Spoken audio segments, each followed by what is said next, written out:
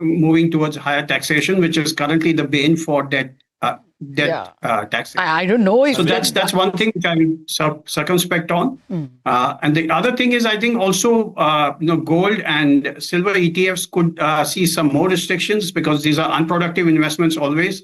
The whole idea behind sovereign bonds was that these should be financialized and used, but then of course the gold prices went up, and therefore then it became so Sandeep, so import duties go up in gold, silver. I mean, that's if you look at where that would be very negative. I think it will just help smuggling. I think maybe they will take away the long-term capital gains tax benefits there. Who knows? I think we should go with very circumspect because there's definitely pressure to raise revenue. We just saw the GST numbers come in, flash today at 6% for the month of January. So let's hope for the best, but let's not keep hoping too much. No, I agree. Actually, like you, the market is also going circumspect. We haven't seen any all guns blazing entry into the budget. But let us go more threadbare as to what Anand said, because we have two tax experts over here. First to you, Ashok, taking from Anand's point of view, what would be your feasible, ideal tax change? What Anand says makes sense from a global OECD model perspective. But given our current tax position and the fact that we've only had marginal growth this year, largely because there were tax cuts last year and then GST cuts this year, I don't think we have the headroom to be able to do that. Going forward, perhaps a roadmap that can identify it as an opportunity, sure. But I think the two small steps that we can surely take is why have AIF on a different tax regime to mutual funds? I mean, if you think about it, the wealthy who you want them to come more and more to the market, because at this point of time, our market needs more support. With FPI selling out the way they are selling out, I would like to believe that domestic... what Sandeep said, right? He almost made it like it's ideological kind of thing. You can tax the wealthy. Products like AIFs, I mean, at the end of the day, the category of investors is different. I mean, it's a more HNI and wealthier. It's only creating an arbitrage. No, I'm not saying right or wrong. I'm saying between mutual fund and AIF, you're creating an arbitrage, which is absolutely unnecessary. It's one category versus the other category. All that I'm saying is that the first step could be to say, okay, we'll harmonize the two and make taxation between AIFs and AIFs were really created as a vehicle to attract more investments into the market. And we've seen the benefit. I mean, you've seen how much money AIFs have been able to collect. So I would say the first step would be to try and see whether you can rationalize the two together. And on the other side of FDIs and not taxing, let's at least include insurance companies in investing in infrastructure projects. Today, you have sovereign funds that are exempted. You have pension funds that are exempted, but insurance companies, including domestic insurance companies. I mean, there's a large pool of capital waiting to invest in long-dated assets. And infrastructure needs that capital. We are calling upon private sector to invest. And here is a large pool of capital sitting with domestic insurance companies that can go in there. So why not include at least insurance companies in investing in data centers and investing in all of the infrastructure projects? I think at least it's a step forward towards attracting a larger pool of capital. And again, a small step forward to what Anand said. A fresh idea. Yeah. And then, of course, if you can exempt sovereign funds and insurance companies from any investment, you bring in a new category. Say anybody who's investing for more than 5 years, investments more than 5 years shall be exempted from any capital gains tax in India. I think that would be a fantastic idea. So you're not kind of sort of flip-flopping? No, you're keeping your current regime. You're just bringing a new category to say any investment made for more than 5 years by any of these investments, doesn't matter whether it's in infrastructure or in any other category of investment, exempted from India. Mr. Kanabar, similar question. Just a very quick thing. Unfortunately, while Anand makes a very nice point, which is very attractive, actually the OECD is going in a different direction. They've actually come back to accept that India's approach of taxing on a source base is more appropriate and more countries are adopting it. So while he's advocating that we need to move away from... I looked at France, in UK, Germany, all of them have equal debt and equity taxes. No, that's separate. No, he's talking about source versus residence. So OECD has actually in the last 2-3 years done a somersault to come back and say source-based taxation is actually an acceptable thing. I think the point which Anand makes, which are very important and right, is how do you tax notional income when you compute gains on the base of rupees? You can't be doing that. You have to give into account the currency of investment that is given. And I think the parity on debt and equity has merit in its own way. And I think I'm aware that it is being actively considered. Whether it will happen in this budget or not, I don't know. But lots of points to do out there. Yes. Just one quick point, gold and silver is Sandeep was talking about ETFs. And I mean, if you look at the way how prices were trading, markets are betting on. I mean, the spreads are locked in. So much of arb trade, etc., has happened. So as you know, that wherever the government has found that there is a degree of... Actually, there is one consensus expectation that import duty is coming. That is, I can tell you. I mean, at least long term and all, we don't know. But this gold, silver import duty, markets are betting on. Your thoughts? Wherever there is a betting, actually the withholding taxes goes to highest rate, 30%. And it is quite possible that at least that will happen. Whether import will come or not is, as Sandeep rightly mentioned, an issue of smuggling and whatever else unofficial channels coming. But to say that wherever there is a degree of betting happening, we will tax it. So the race horses, same thing. It's 30% tax. Same thing could happen to some. So speculative kind of activity without that's okay, so that's another way to look at this. Mr. K.K. Mistry is also with us. He's, of course, veteran banker, needs no introduction. Mr. Mistry, good morning, sir. Thank you very much for joining us. We don't have to wait very long, 7 minutes to the budget speech beginning. So I guess top 2 or 3 sort of high conviction ideas, bets that you would have, hopes that you would have from the finance minister today. All right. So I think first focus should be growth in the economy, creation of jobs. We still haven't taken into account the fact that in the next 3-4 years, we'll have a lot of artificial intelligence in India, and that could result in some challenge on jobs. So job creation, further pick up in consumption in some way or the other, because we continue to remain a consumption-driven economy. Manufacturing is critical for us. We are way behind on manufacturing compared to where we need to be. So something like an investment allowance that used to be there, or an accelerated depreciation, or some changes in the PLI scheme is something which could happen. And then capital markets. I was hearing your debate. I fully agree. I think the taxation for debt and equity should really be the same. There should be no difference between equity and debt. And also, I think Ashok said that any capital gains beyond 5 years should be fully taxed. Mr. Mistry, if you do that, won't banks have a big problem? Or are you saying that for both? They'll be advantaged. No, banks will. No, if you no. You need to understand that when money moves from one account to another account, or if I buy a share or you sell a share, the money moves from my account to your account. No, Mr. Mistry, for the banker, it is not equally advantageous. You have to keep a higher HQLA in fast-moving money like mutual funds. And if it's a term deposit, you have to keep almost no HQLA. So they get to spend more, get to loan more when they get term deposits. So they will complain if interest income is not given a little bit of relief. But anyway, now everyone is asking. It's a big ask. It's a very, very big one in that sense. But is that something you would wish may happen? But you're not. I mean, it's an idea, Mr. Mistry, right? That's what you're saying. It's an idea. It's an idea. What I would like to see, which I'm sure is not going to happen, is some change in the individual tax rate. You bring down the maximum marginal tax rate in India. It's not going to happen in this budget, we know, but at some point in future, because that will spur investment, it will spur more confidence in the economy, and more money will come back in long-term investments, which is what we need in the country. Okay. Well, run out of time. Thank you very much, Mr. Mistry, Anant, Sandeep, Mahesh, and Ashok, and Mr. Dinesh Kanabar. Let me toss to Shireen. She's also waiting with some guests. Yeah, Lata, very quickly, we've got about 3 minutes to go for the finance minister's speech, but ideas there coming from the tax experts in Mumbai. Mr. Bajaj, at least a harmonization as far as debt and equity is concerned. Do you believe that they will go that far, at least in this budget, or signal the intent to do so in another budget? I doubt. You doubt. Even that you don't believe. So basically on the debt side, I don't know what was being mentioned here. But on the debt side, what they have tried to do is they have tried to limit the arbitrages, because the FTs were always taxed at the marginal rate of tax for each individual. But there was this market debentures. Right. So they had a special tax for them. So all that has been corrected in the same tax structure.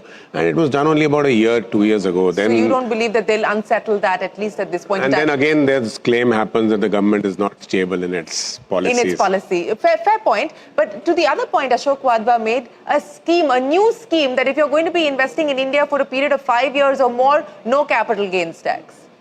I doubt. You doubt that also? I doubt. Why do you believe that may not fly? No, what I'm saying is I don't know whether this idea ever came to the Government of India and the Revenue Department for them to consider. It didn't come for you at your table. It never came to my table, and in any case, you shouldn't be creating so many levels of taxation. If you do this, then this is it. This is what the problem with the 1961 Income Tax Act was, that there was a section which had about 50 or 60 provisions. Right. You can't understand what it says. Right. So you should. So Mr. Johri, Prashant is saying the market's consensus is a hike as far as gold and silver import duty is concerned, but you don't believe that that's likely to happen. I said if it happens, it will be modest. If it happens, it will be modest. It'll be modest. Okay. And part B, the one or two things that you believe we're likely to see. Ease of doing business, more of that, I thought. And there's a lot of buzz around an amnesty scheme for customs. Yeah. So it may well be in the realm of consideration. So and I've been hearing that as well, that an amnesty scheme specifically for customs, we've had it on the direct taxes side, but for customs, an amnesty scheme will be a new one if it does come through. And that's the former CBIC chief saying he believes the time may be right for that. Sir, we just had Vinay Chatterjee saying 14 lakh crores capex budget, a 27% increase. Would that be even possible? We don't have capacity for 14 lakh crores. In fact, last 2-3 years, the capex budget was so high that some of the departments are unable to fully spend it. So expecting a 27% hike may not be practical. It will be modest in terms of 5 to 10% because the infra pipeline, which was set up a few years ago, is almost complete, and many of the practical works have already been taken up. I don't think 14 crores can be a practical figure. So 5 to 6% is the expectation as far as the capex budget is concerned. Don't expect 15, 20, single digit, low single digit is the expectation that the former budget makers are going with. I think we have about 15 seconds to go for the finance minister to rise in Parliament. And of course, it is likely to be, we'll see that initial burst of the opposition. Whether or not that's going to carry forward is the question. But that's the action coming in from Parliament as we wait by. But Mr. Bajaj, if they were to announce one big idea, do you think it's likely to tie in with this whole AI infrastructure, electronic manufacturing, given the Apple success story and the manufacturing export competitiveness boost? So I would agree with that. In the last budget also, they've announced this schemes for providing money for science and technology. The RDIF, Yeah, RDIF. So I would say that there would definitely be some mention in the FM speech on that. Yes, and the finance minister rising in Parliament. You see the speaker there setting the house in order. Finance Minister Nirmala Sitharaman will rise to present her 9th consecutive budget, creating history, not just for herself, but history for finance ministers in independent India. My assumption is that this is going to be a longish budget. So let's listen in. I rise to lay on the table a copy each of the following papers, Hindi and English versions, under Article 281 of the Constitution. Report for 2026 to 2031, Volume 1, Main Report of the 16th Finance Commission. 2. Report for 2026-2031, Volume 2, Annexures of the 16th Finance Commission. Number 3, explanatory memorandum as to the action taken on the recommendations contained in the above report. Item number 2, माननीय वित्त मंत्री Nirmala Sitharaman ji.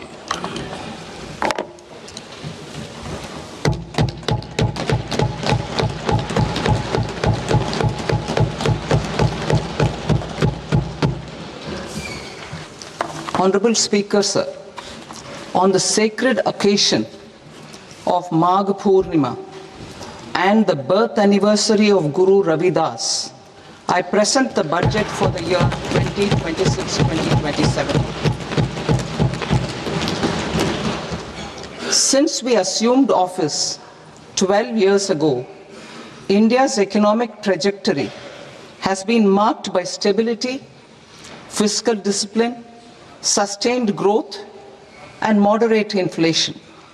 This is the result of conscious choices we have made, even in times heightened uncertainty and disruption. Our government, led by Honorable Prime Minister Modi, has decisively and consistently chosen action over ambivalence, reform over rhetoric, and people over populism. We have pursued far-reaching structural reforms, fiscal prudence and monetary stability, whilst maintaining a strong thrust on public investment. Keeping Atmanirbharta as a lodestar, we have built domestic manufacturing capacity, energy security, and reduced critical import dependencies. Simultaneously, we have ensured that citizens benefit from every action of the government, undertaking reforms to support employment generation, agricultural productivity, household purchasing power, and universal services to people. These measures have delivered a high growth rate of around 7% and helped us make substantial strides in poverty reduction and improvement in the lives of our people. Today, we face an external environment in which trade and multilateralism are imperiled and access to resources and supply chains are disrupted. New technologies are transforming production systems while sharply increasing demands on water, energy, and critical minerals. India will continue to take confident steps towards Vikasit Bharat, balancing ambition with inclusion. As a growing economy with expanding trade and capital needs, India must also remain deeply integrated with global markets, exporting more and attracting stable long-term investment. As I begin part A, I want to express my gratitude to the people for standing firmly with us as we forge our way together towards becoming one of the largest economies of the world.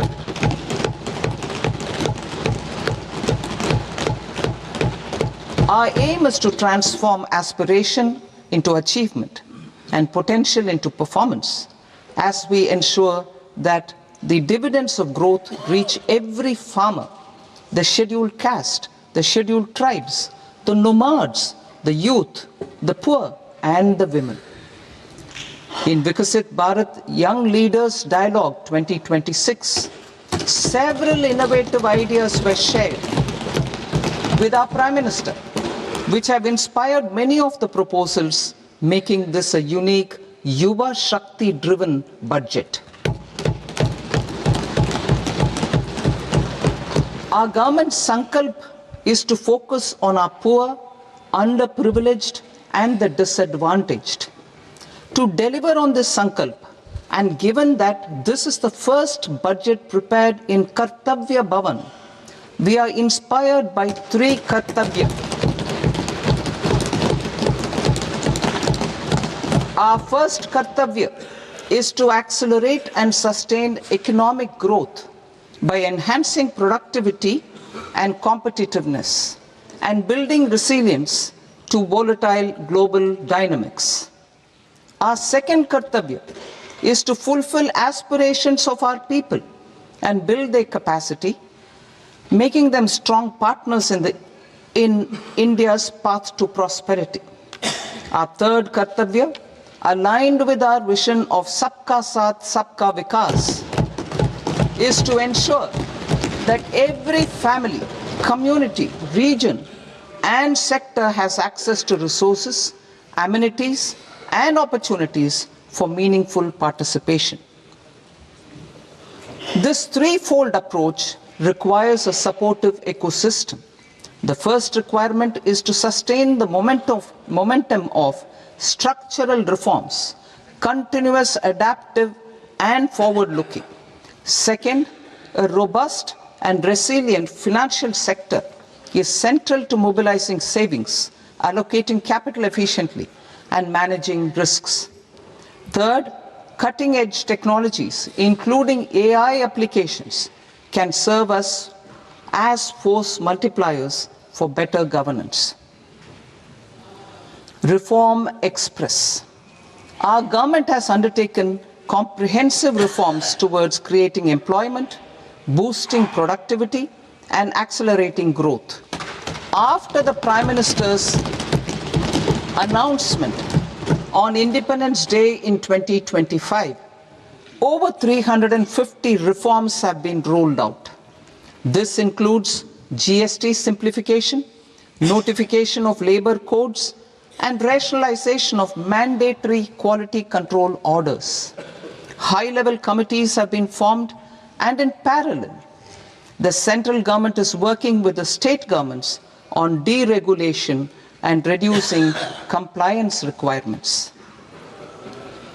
The Reform Express is well on its way and will maintain its momentum to help us fulfill our kartavya. I now move to specific proposals. Under our first kartavya, to accelerate and sustain economic growth, I propose interventions in 6 areas. 1.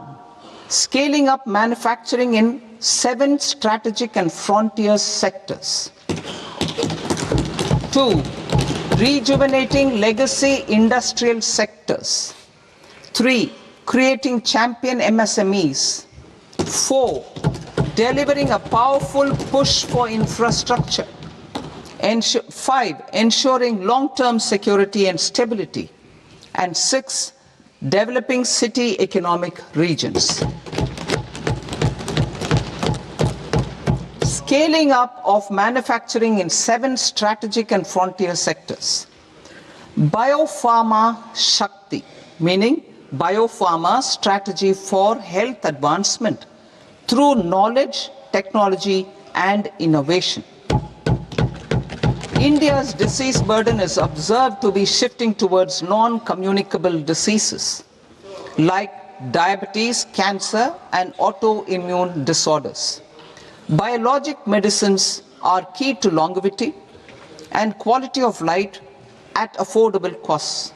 To develop India as a global biopharma manufacturing hub,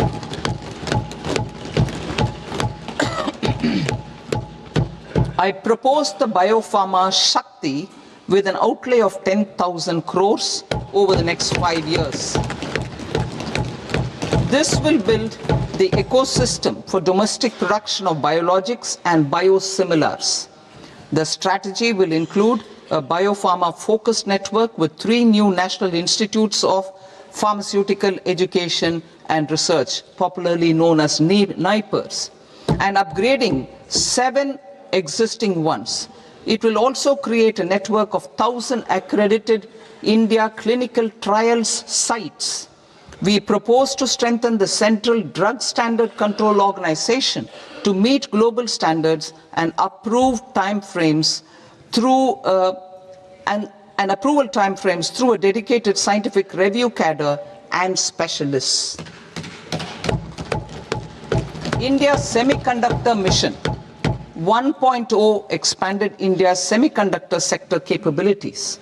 Building on this, we will launch ISM 2.0 to produce equipment and materials, design full-stack Indian IP, and fortify supply chains. We will also focus on industry-led research and training centers to develop technology and skilled workforce. The Electronics Components Manufacturing Scheme, launched in April 2025, with an outlay of 22,919 crores, already has investment commitments at double the targets. We propose to increase the outlay to 40,000 crores to capitalize on this momentum.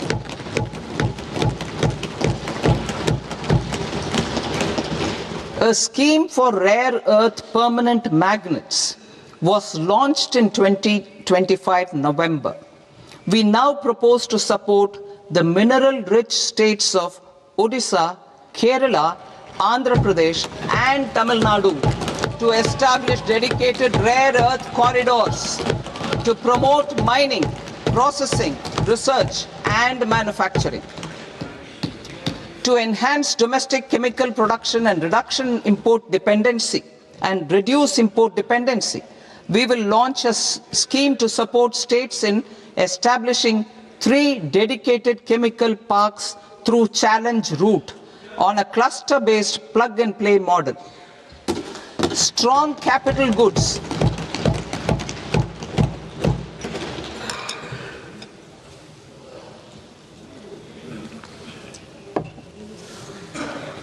Strong capital goods capability is a determinant of productivity and quality across different sectors. Towards building this capacity, I propose the following. High-tech tool rooms will be established by central public sector enterprises at 2 locations as digitally enabled automated service bureaus that locally design, test and manufacture high-precision components at scale and at lower cost. 2. A scheme for enhancement of construction and infrastructure equipments will be introduced to strengthen domestic manufacturing of high value and technologically advanced CIE.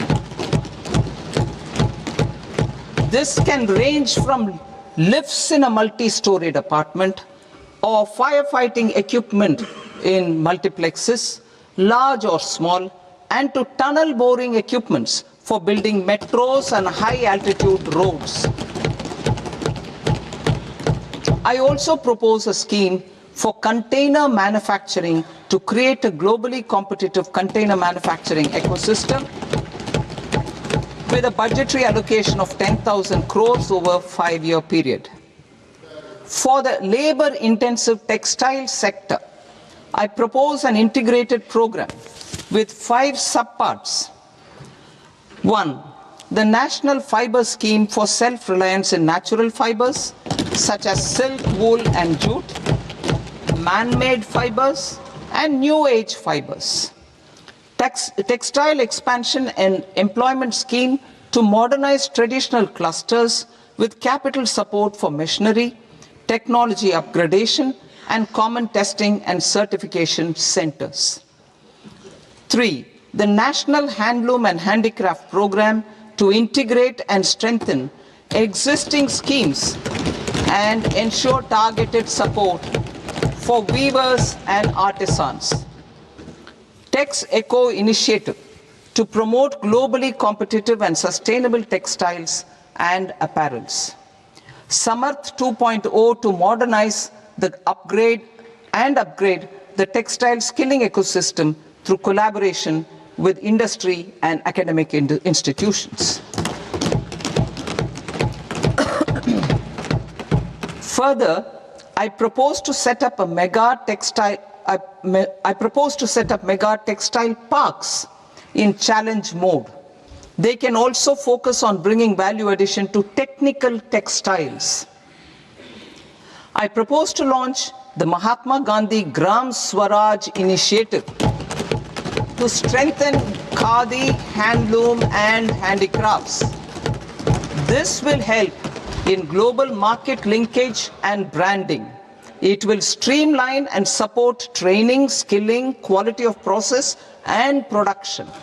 This will benefit our weavers, village industries, one district, one product ODOP initiative, and also our rural youth.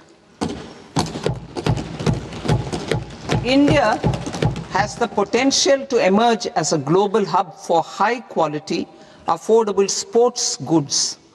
I propose a dedicated initiative for sports goods that will promote manufacturing, research, and innovation in equipment design as well as material sciences. Rejuvenation of legacy industrial clusters. I propose to introduce a scheme to revive 200 legacy industrial clusters to improve their cost competitiveness and efficiency through infrastructure and technology upgradation. Creating champion SMEs and supporting micro enterprises. Recognizing MSMEs as a vital engine of growth, I propose a three-pronged approach to help them grow as champions. Equity support. I propose to introduce a dedicated 10,000 crores SME growth fund to create future champions, incentivizing enterprises based on select criteria. I also propose to top up the Self-Reliant India Fund set up in 2021 with 2,000 crores to continue support to micro enterprises and maintain their access to risk capital. Liquidity support. With TREDS, more than 7 lakh crore has been made available to MSMEs. To leverage its full potential, I propose 4 measures. 1.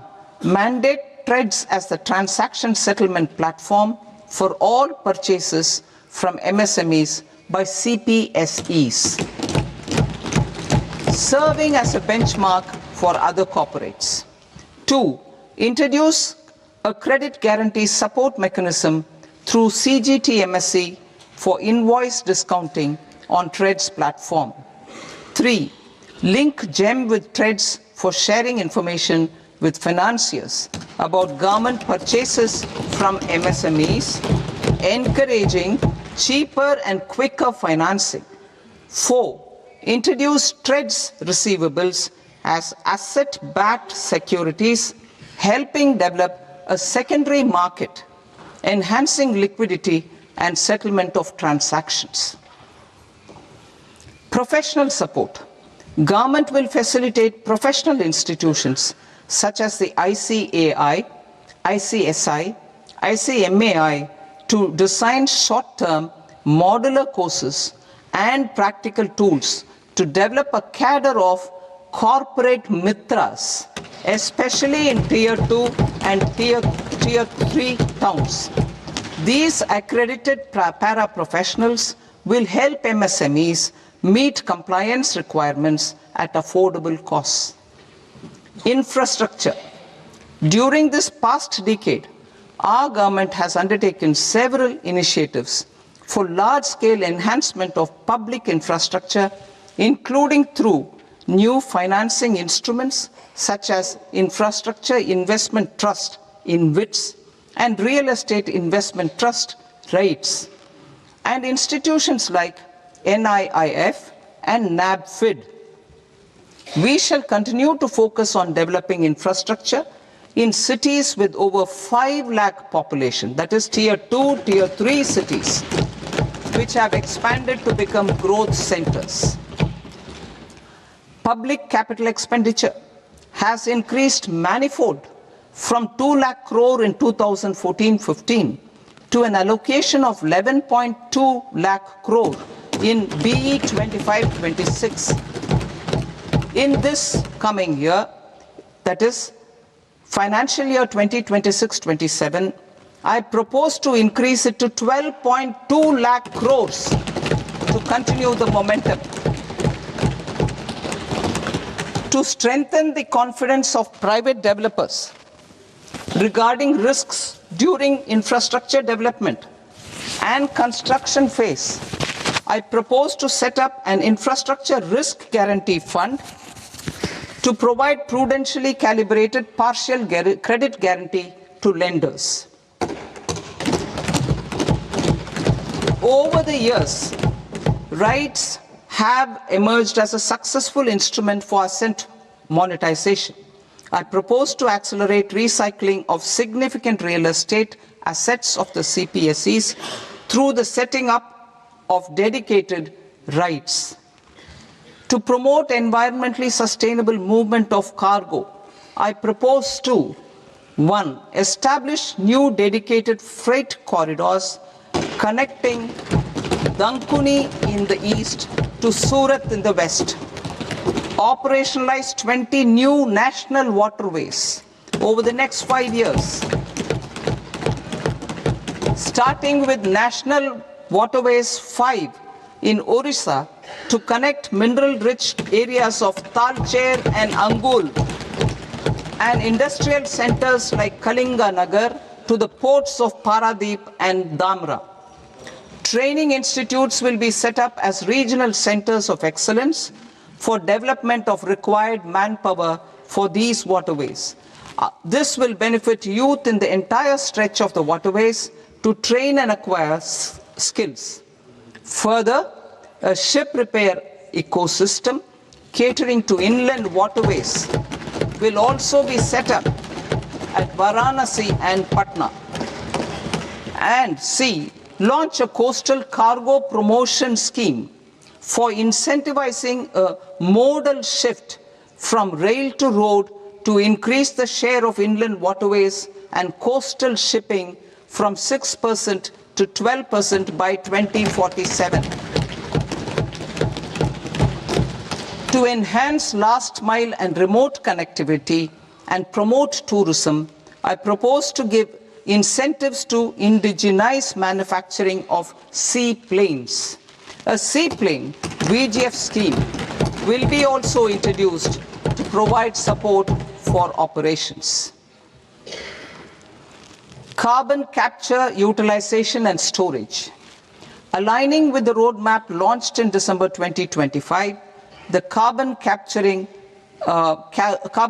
utilization and storage technologies at scale will achieve higher readiness and in end-use application across 5 industrial sectors, including power, steel, cement, refineries, and chemicals.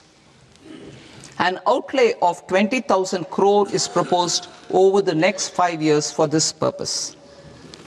City economic regions. Cities are India's engines of growth, innovation, and opportunities. We shall now focus on Tier 2, Tier 3 cities, and even temple towns, which need modern infrastructure and basic amenities. This budget aims to further amplify the potential of cities to deliver the economic power of agglomerations by mapping city economic regions based on their specific growth drivers. An allocation of 5,000 crore per CER over 5 years is proposed for implementing their plans through a challenge mode with a reform-cum-result-based financing mechanism. In order to promote environmentally sustainable passenger systems, we will develop 7 high-speed rail corridors between cities as growth connectors, namely Mumbai to Pune, Pune to Hyderabad, Hyderabad to Bengaluru, Hyderabad to Chennai, Chennai to Bengaluru, Delhi to Varanasi, Varanasi to Siliguri.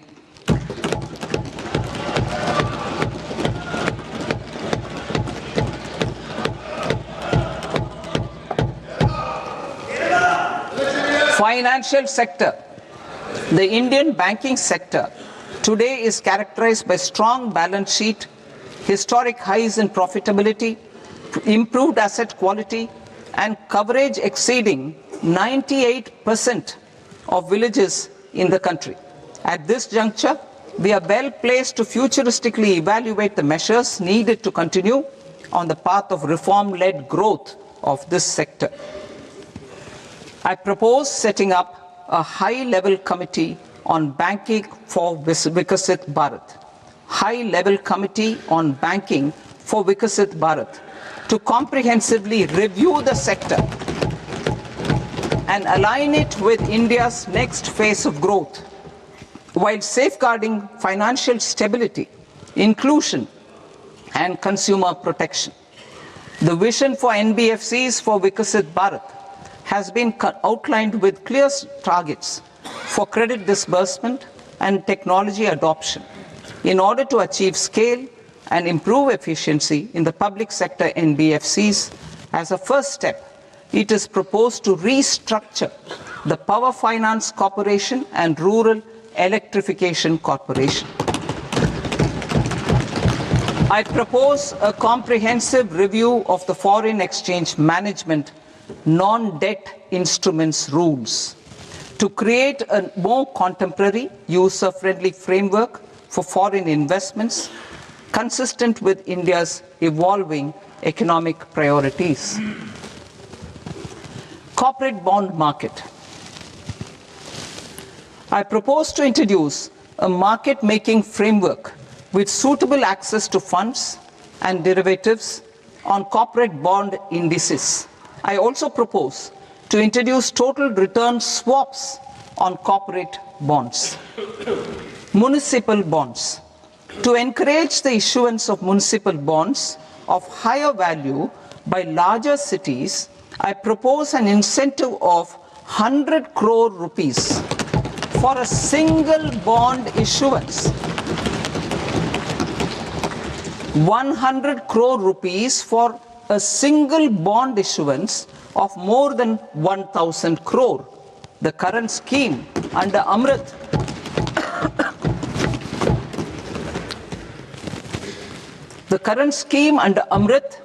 which incentivizes issuances up to 200 crores only, will also continue to support smaller and medium towns. That will also continue to support the smaller and medium towns. Ease of doing business. Individual persons resident outside India, PROI, will be permitted to invest in equity instruments of listed Indian companies through the portfolio investment scheme. It is also proposed to increase the investment limit for an individual PROI under the scheme from 5% to 10%, with an overall investment limit for all individual PROIs to 24% from the current 10%. Emerging technologies including AI. 21st century is technology driven. Adoption of technology is for the benefit of all people. Farmers in the field, women in STEM, youth keen to upskill, and Divyangjan to access newer opportunities. The government has taken several steps to support new technologies through AI Mission, National Quantum Mission, Anusandhan National Research Fund, and Research and Development and Innovation Fund. Our second kartavya is to fulfill aspirations and build capacities. Close to 25 crore individuals have come out of multi-dimensional poverty through a decade of our government's sustained and reform-oriented efforts.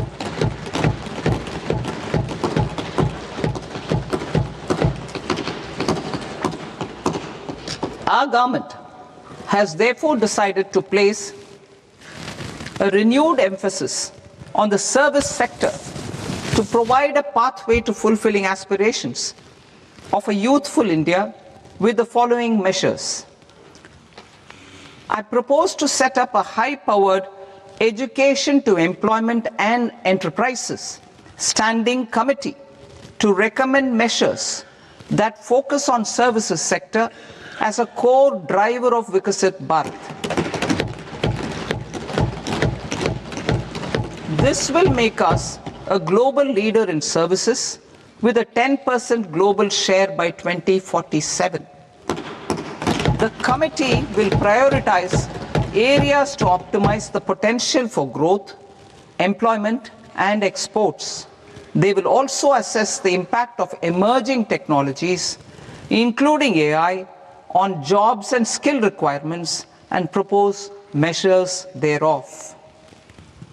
To create a range of skilled career pathways, a new range of skilled career pathways for our youth, I propose interventions in the following sectors.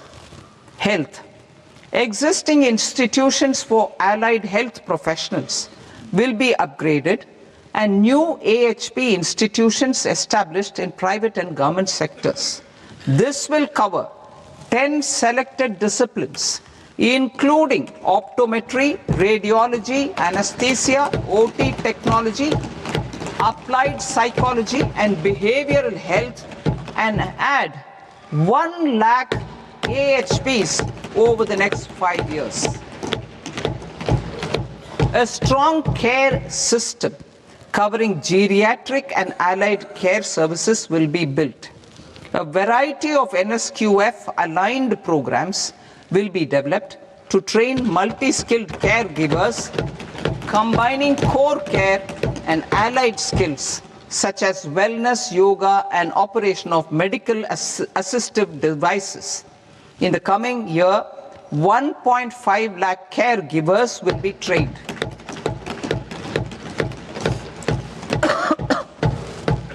Hubs for medical value tourism.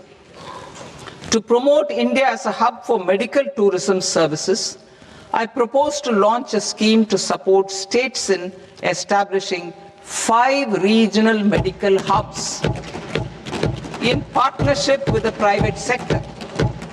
These hubs will serve as integrated healthcare complexes that combine medical, educational, and research facilities. They will have Ayush centers, medical value tourism facilitation centers, and infrastructure for diagnostics, post-care, and rehabilitation. These hubs will provide diverse opportunities, job opportunities for health professionals, including doctors and AHPs.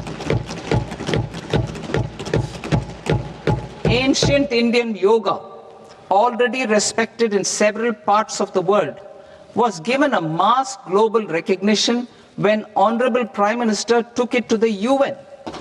Post-COVID, Ayurveda gained a similar global acceptance and recognition. Exporting quality Ayurveda products helps farmers who grow the herbs and youth who process the products. To meet growing global demand, a few more steps are being taken. I propose to 1. Set up 3 new All India Institutes of Ayurveda. 2. Upgrade Ayush pharmacies and drug testing labs for higher standards of certification ecosystem and make available more skilled personnel. 3. Upgrade the WHO Global Traditional Medicine Center in Jamnagar to bolster evidence-based research, training, and awareness for traditional medicine.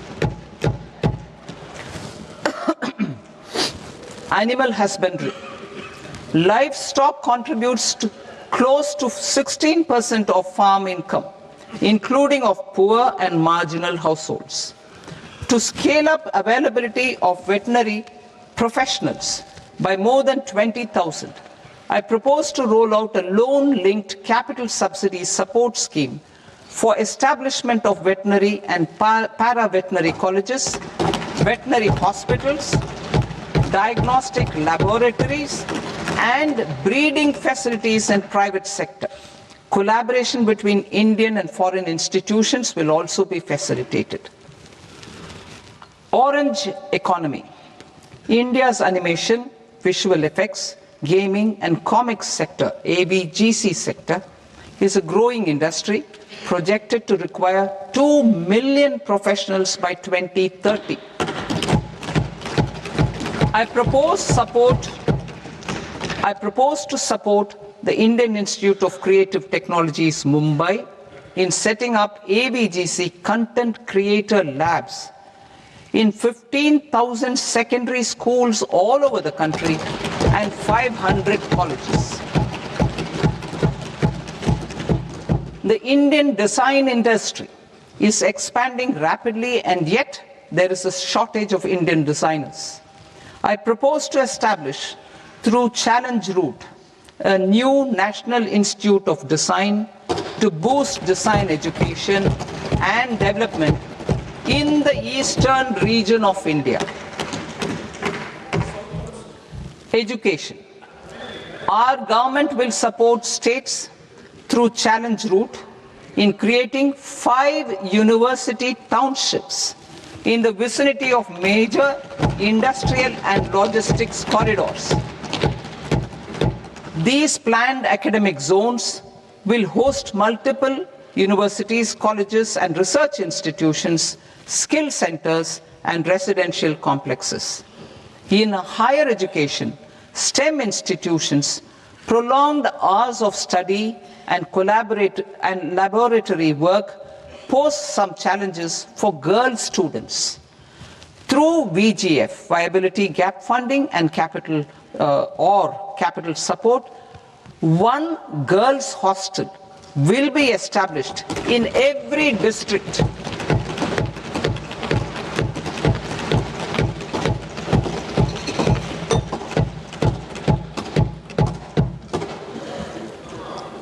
To promote astrophysics and astronomy via immersive experiences. 4 telescope infrastructure facilities will be set up or upgraded. The National Large Solar Telescope, the National Large Optical Infrared Telescope, the Himalayan Chandra Telescope, and the Cosmos 2 Planetarium. Tourism. The tourism sector has the potential to play a large role in the employment generation, forex earnings, and expanding the local economy. I propose to set up a National Institute of Hospitality by upgrading the existing National Council for Hotel Management and Catering Technology. It will function as a bridge between academia, industry, and government. I also propose a pilot scheme for upskilling 10,000 guides in 20 iconic tourist sites through a standardized, high-quality, 12-week training course in hybrid mode in collaboration with the Indian Institute of Management. A national destination digital knowledge grid will be established to digitally document all places of significance, cultural, spiritual, and heritage. This initiative will create a new ecosystem of jobs for local researchers, historians, content creators, and technology partners. India has the potential and opportunity to offer world-class trekking and hiking experience. We will develop ecologically sustainable mountain trails in Himachal Pradesh, Uttarakhand, and Jammu Kashmir. Also in Araku Valley in the Eastern Ghats and Podigai Malai in the Western Ghats. Turtle trails along key nesting sites in the coastal areas of Odisha, Karnataka, and Kerala. And 3 bird watching trails along the Pulikat Lake in Andhra Pradesh, Tamil Nadu. It's on the border. Under the visionary leadership of Honorable Prime Minister, we established the International Big Cat Alliance in 2024. This year, India is hosting the first ever Global Big Cat Summit, where heads of governments and ministers from 95 range countries will deliberate on collective strategies for conservation. Heritage and culture tourism. I propose to develop 15 archaeological sites, including Lothal, Dolavira, Rakigadi, Adichanallur, Saranath, Hastinapur, and Leh Palace into vibrant experiential cultural destinations. Excavated landscapes will be open to the public through curated walkways. Immersive storytelling skills and technologies will be introduced to help conservation labs, interpretation centers, and guides. The sports sector provides multiple means of employment, skilling, and job opportunities. Taking forward the systematic nurturing of sports talent, which is set in motion through the Khelo India program earlier, I propose to launch a Khelo India mission to transform the sports sector over the next decade. The mission will facilitate an integrated talent development pathway supporting supported by training centers, which are foundational, intermediate, and elite levels. B, systematic development of coaches and support staff. C, integration of sports science and technology. D, competitions and leagues to promote sports culture and provide platforms. And E, development of sports infrastructure for training and competition. Our third kartavya aligns with our vision of Sabka Saath Sabka Vikas towards Vikasit Bharat. This requires targeted efforts for 1. Increasing farmer incomes through productivity enhancement and entrepreneurship, with special attention to small and marginal farmers. B. Empowering Divyangjan through access to livelihood opportunities, training, and high-quality assistive devices. C. Empowering the vulnerable to access mental health and trauma care. D. Focus on the Purvodaya states and the Northeast region to accelerate development and employment opportunities. Fisheries. We will undertake initiatives for integrated development of 500 reservoirs and Amrit Sarovars. 2. Strengthen the fisheries value chain in coastal areas and enable market linkages involving startups and women-led groups together with fish farmer producer organizations. Animal husbandry.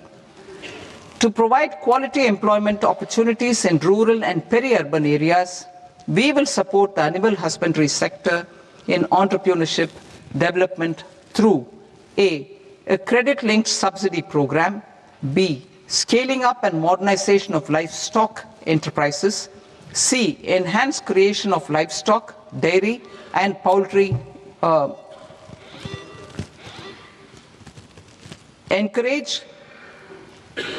read that again. Enhanced creation of livestock, dairy, and poultry-focused integrated value chains. And D. Encourage creation of livestock farmer-producer organizations. High-value agriculture.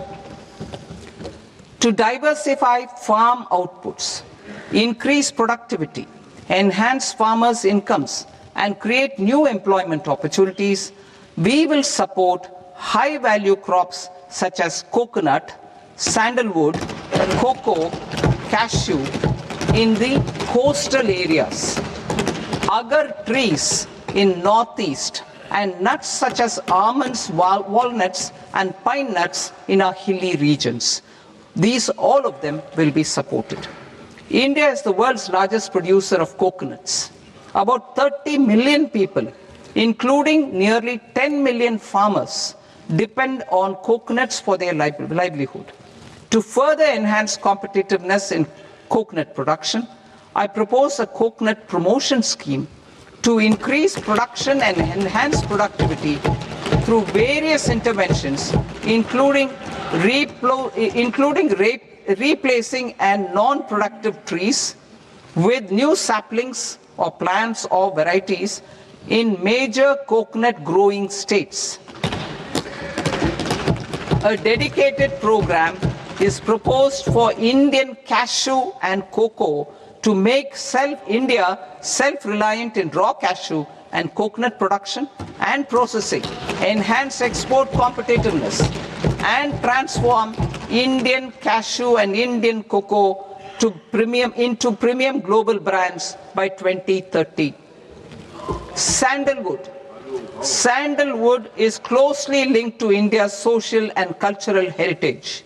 Our government will partner with state governments to promote focused cultivation and post-harvest processing to restore the glory of the Indian sandalwood ecosystem, to rejuvenate old, low-yielding orchards, and expand high-density cultivation of walnuts, almonds, and pine nuts. We will support a dedicated program to enhance farmer incomes and in bringing value addition by engaging youth.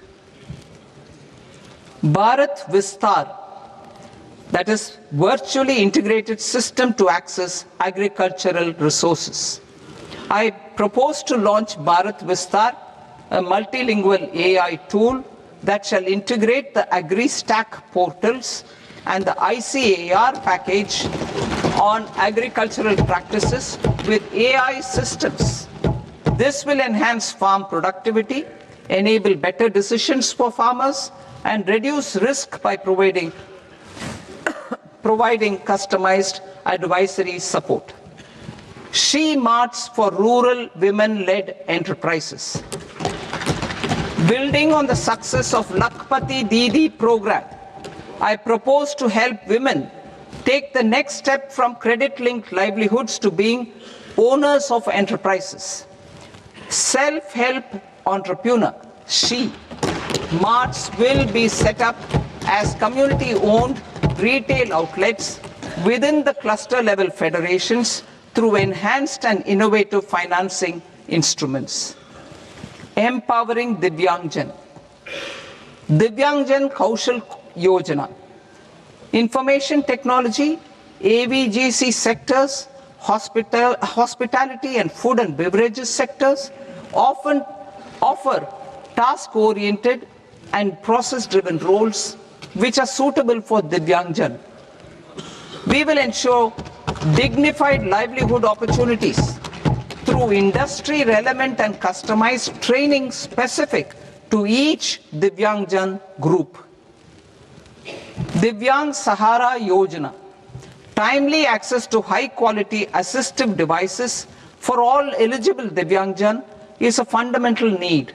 I propose to 1. Support the Artificial Limbs Manufacturing Corporation of India, Alimco, to set up and to scale up production of assistive devices, invest in R&D and AI integration, strengthen PM Divyasha Kendras, and support setting up of assistive technology marts as modern retail style centers where Divyangjan and senior citizens can see, try and purchase assistive products. Reaffirming our commitment to mental health and trauma care. There are no national institutes for mental health care in North India.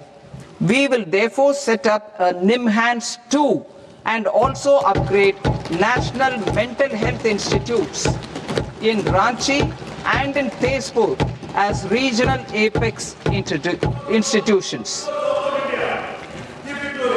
Emergencies expose families, particularly the poor and vulnerable, to unexpected expenditure. We will strengthen and increase these capacities by 50% in district hospitals by establishing emergency and trauma care centers. Focus on Purvodaya states and northeastern regions. Purvodaya. I propose the development of an integrated East Coast industrial corridor with a well-connected node at Durgapur, creation of 5 tourism destinations in 5 Purvodaya states, and the provision of 4,000 e-buses. Buddhist sites in northeastern region. The northeastern region is a civilizational confluence of Theravada and Mahayana or Vajrayana traditions. I propose to launch a scheme for development of Buddhist circuits in Arunachal Pradesh, Sikkim, Assam, Manipur, Mizoram, and Tripura. The scheme will cover preservation of temples and monasteries, pilgrimage interpretation centers, connectivity, and pilgrim amenities. 16th Finance Commission. On 17th November 2025, the 16th Finance Commission submitted its report to the President. As mandated under Article 281 of the Constitution, the government is to lay the report along with the explanatory memorandum on the action taken report on the recommendations of the Commission in Parliament, which, Sir, Honourable Speaker, you've allowed me to do at the commencement of this session.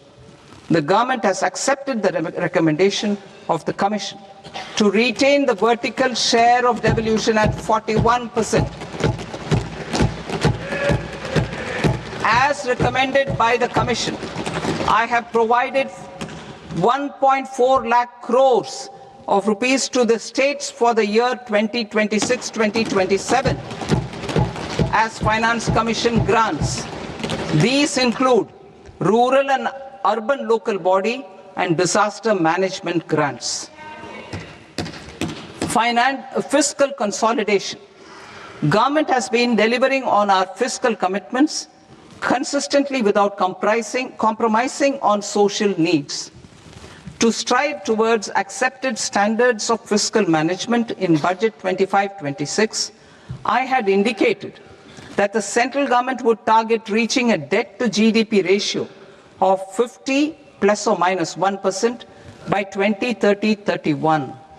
In line with this, the debt to GDP ratio is estimated to be 55.6% of GDP in BE 26-27, compared to 56.1% of GDP in RE 25-26.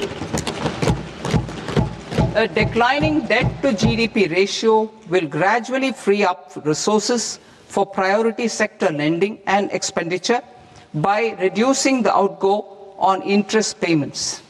One of the main operational instruments for debt targeting is the fiscal deficit. I am happy to inform this august House that I fulfilled my commitment made in 2021-2022 to reduce fiscal deficit below 4.5% of GDP by 25-26.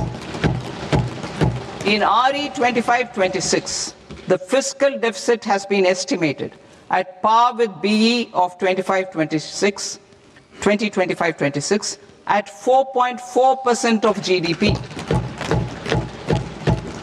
In line with the new fiscal prudence path of debt consolidation, the fiscal deficit in BE 26-27 is estimated to be 4.3% of the GDP.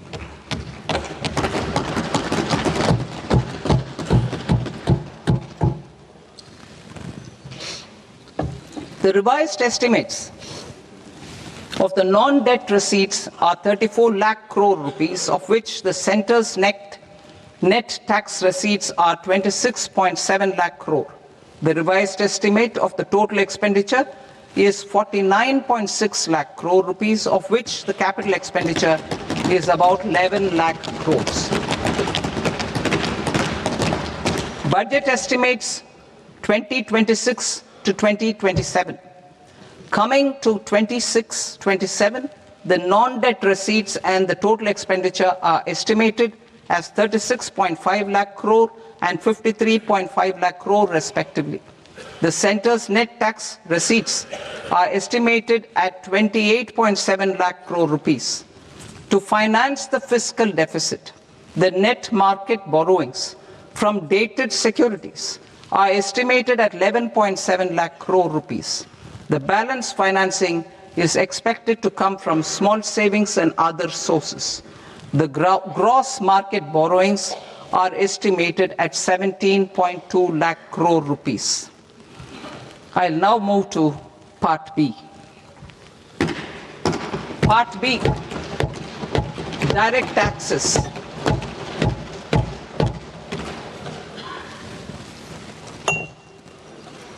Honorable Speaker, sir, I now present my proposals on direct taxes. New Income Tax Act. In July 2024, I announced a comprehensive review of the Income Tax Act 1961. This was completed in a record time, and the Income Tax Act 2025 will come into effect from 1st April 2026. The simplified income tax rules and forms will be notified shortly, giving adequate time to taxpayers to acquaint themselves with its requirements. The forms have been redesigned such that ordinary citizens can comply without difficulty. Ease of living. I propose that any interest awarded by the Motor Accident Claims Tribunal to a natural person will be exempt from income tax, and any TDS on this account will be done away with. I propose to reduce TCS rate on the sale of overseas tour program package from the current 5% and 20% to 2% without any stipulation of amount. I propose to reduce TCS rate for pursuing education and for medical purposes under the Liberalized Remittance Scheme, popularly known as LRS, from 5% to 2%. Supply of manpower services is proposed to be specifically brought within the ambit of payment to contractors for the purpose of TDS to avoid ambiguity. Thus, TDS on these services will be at the rate of either 1% or 2% only. I propose a scheme for small taxpayers, wherein a rule-based automated process will enable obtaining a lower or nil deduction certificate instead of filing an application with the assessing officer. For the ease of taxpayer holding securities in multiple companies, I propose to enable depositories to accept Form 15G or Form 15H from the investor and provide it directly to various relevant companies. I propose to extend time available for revising returns from 31st December to up to 31st March with the payment of a nominal fee. I also propose to stagger the timeline for filing of tax returns. Individuals with ITR 1 and ITR 2 returns will continue to file till 31st July, and non-audit business cases or trusts are proposed to be allowed time till 31st August. TDS on sale of immovable property by a non-resident is proposed to be deducted and deposited through resident buyers and his or her PAN-based challan instead of requiring a TAN, which is a temporary accounting number. To address practical issues of small taxpayers like students, young professionals, tech employees, relocated NRIs, and such others, I propose to introduce a one-time 6-month foreign asset disclosure scheme for these taxpayers to disclose income or assets below a certain size. This scheme would be applicable for two categories of taxpayers, namely A, who did not disclose their overseas income or assets, and B, who disclosed their overseas income and or paid due tax but could not declare the asset acquired. For category A, the limit of undisclosed income or asset is proposed to be up to 1 crore rupees. They need to pay 30% of fair market value of asset or 30% of undisclosed income as tax and 30% as additional income tax in lieu of penalty, and would thereby get immunity from prosecution. For category B, asset value is proposed to be up to 5 crore rupees. Here, immunity from both penalty and prosecution will be available with a payment of fee of 1 lakh rupees. Rationalizing penalty and prosecution. Multiplicity of proceedings are hindrance to the ease of doing business. I propose to integrate assessment and penalty proceedings by way of a common order for both. There will be no interest liability on the taxpayer on the penalty amount for the period of appeal before the first appellate authority, irrespective of the outcome of appeal process. Further, quantum of prepayment is being reduced from 20% to 10% and will continue to be calculated only on core tax demand. As an additional measure for reducing litigation, I propose to allow taxpayers to update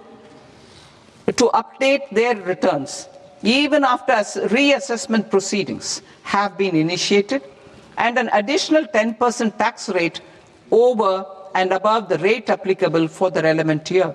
The assessing officer will then use only this updated return in his proceedings. There is already a framework for immunity from penalty and prosecution in the cases of underreporting. I propose to apply this framework for immunity to misreporting too. However, in such a case, the taxpayer will need to pay 100% of the tax amount as an additional income tax over and above the tax and interest due. Penalties for certain technical defaults, such as failure to get accounts audited, non-furnishing of transfer pricing audit report, and default in furnishing statement for financial transactions are proposed to be converted into fee.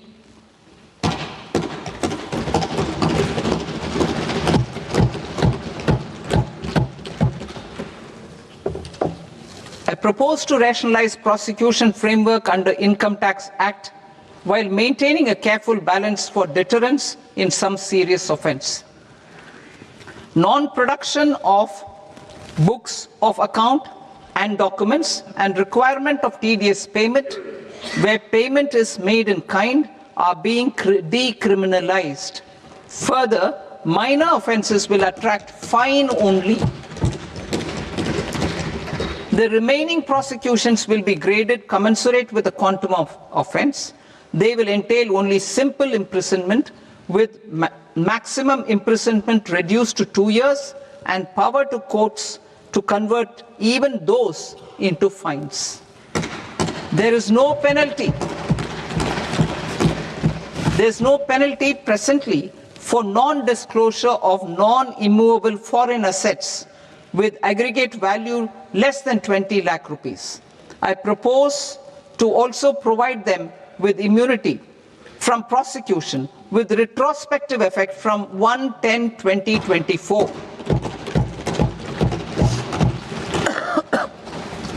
Cooperatives. Deduction is already allowed to a primary cooperative society engaged in supplying milk, oilseeds, fruits or vegetables raised or grown by its members. I propose to extend this deduction to also include supply of cattle feed and cotton seed produced by its members. I propose to allow inter-cooperative society dividend income as deduction under the new tax regime to the extent it is further distributed to its members. I further propose to allow exemption for a period of 3 years to dividend income received by a notified national cooperative federation on their investments made in companies up to 31/1/2026. This exemption would be allowed only for dividends further distributed to its member cooperatives. Supporting IT sector as India's growth engine. India is a global leader in software development services, IT-enabled services, knowledge process outsourcing services, and contract R&D services relating to software development. These businesses and their segments are quite interconnected with each other. All these services are proposed to be clubbed under a single category of information technology services with a common safe harbor margin of 15.5% applicable to all. The threshold for availing safe harbor for IT services is being enhanced substantially from 300 crore rupees to 2,000 crore rupees. Safe harbor for IT services shall be approved by an automated rule-driven process without any need for tax officer to examine and accept the application. Once applied by an IT services company, the same safe harbor can be continued for a period of 5 years at a stretch at its choice. For IT services companies who want to conclude advanced pricing agreement, APA, I propose to fast-track unilateral APA process for IT services and endeavor to conclude it within a period of 2 years. The period of 2 years can be extended by a further period of 6 months on taxpayers' request. I propose to extend the facility of modified returns available to the entity entering APA to its associated entities also. Attracting global business and investment. recognizing the need to enable critical infrastructure and boost investment in data centers, I propose to provide tax holiday till 2047 to any foreign company that provides cloud services to customers globally by using data center services from India.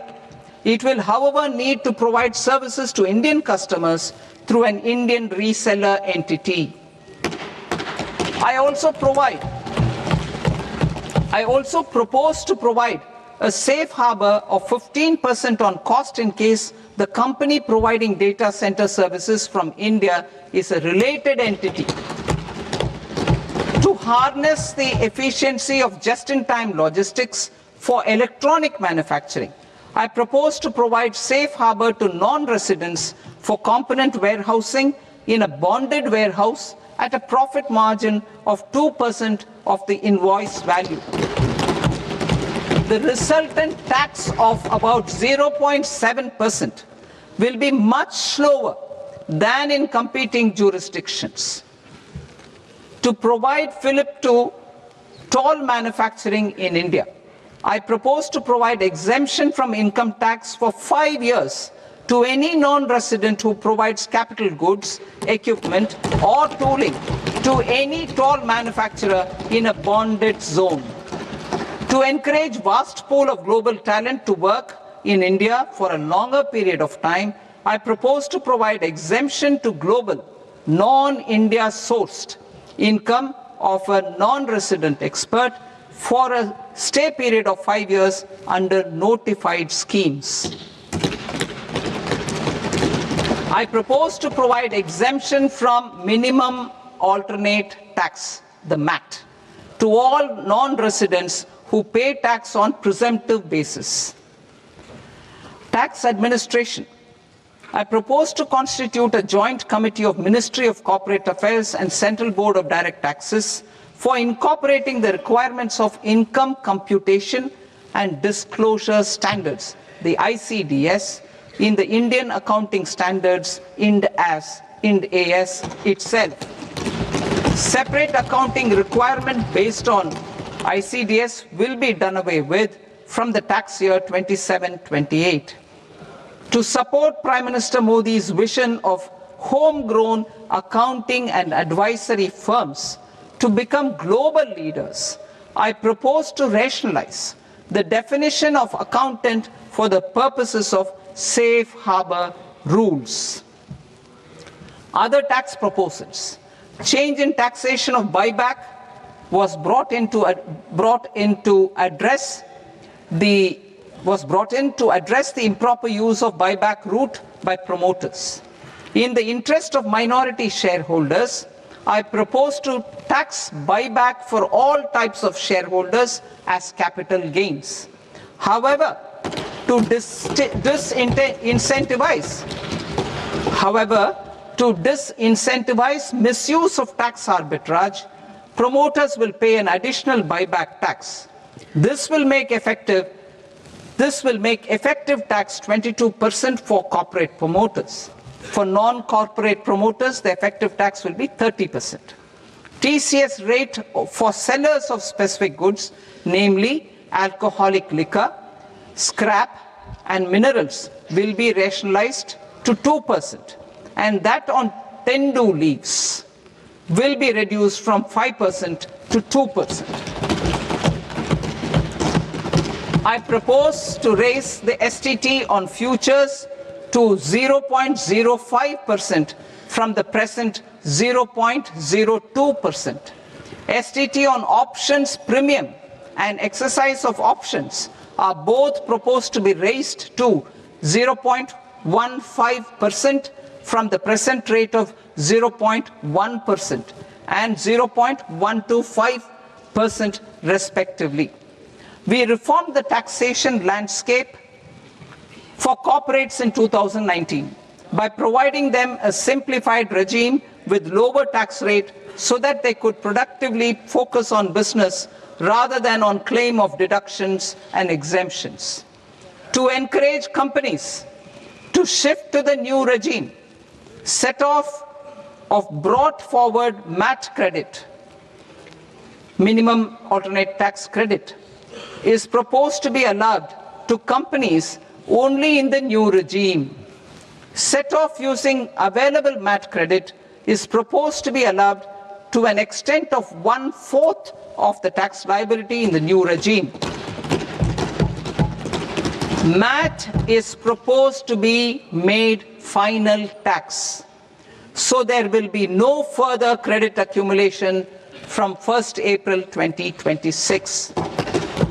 In line with this change, the rate of final tax is being reduced to 14% from the current MAT rate of 15%.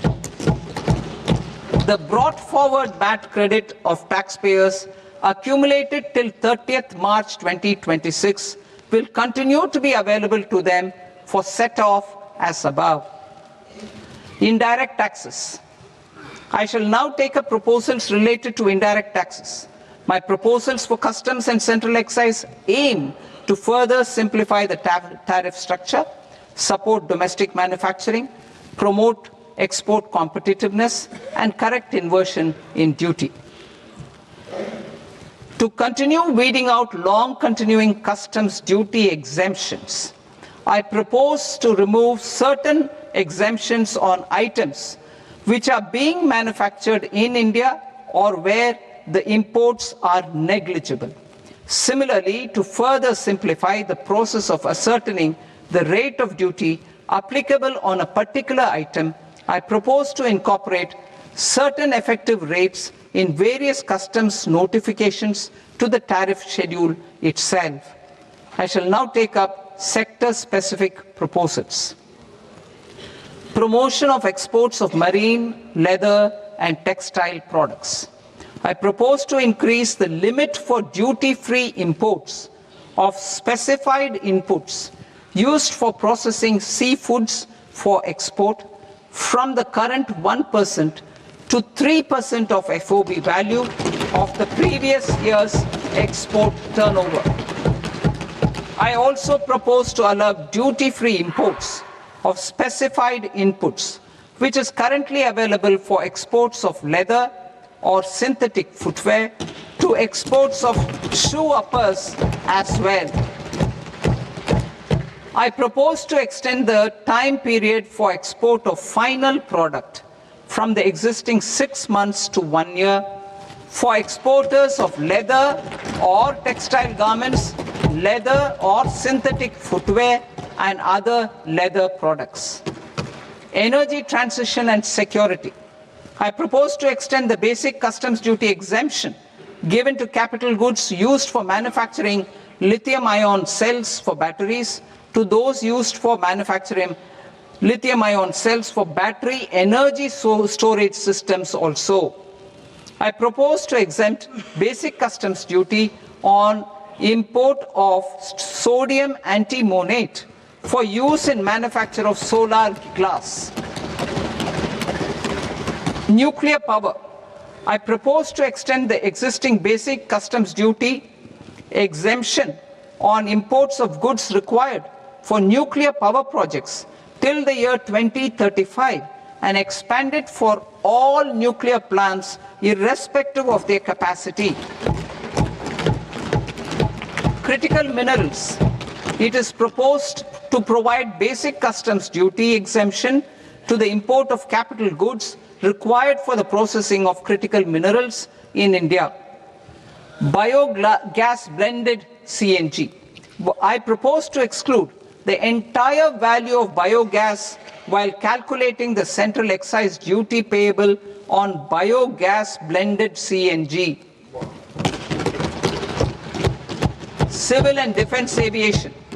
I propose to exempt basic customs duty on components and parts required for the manufacture of civilian training and other aircrafts.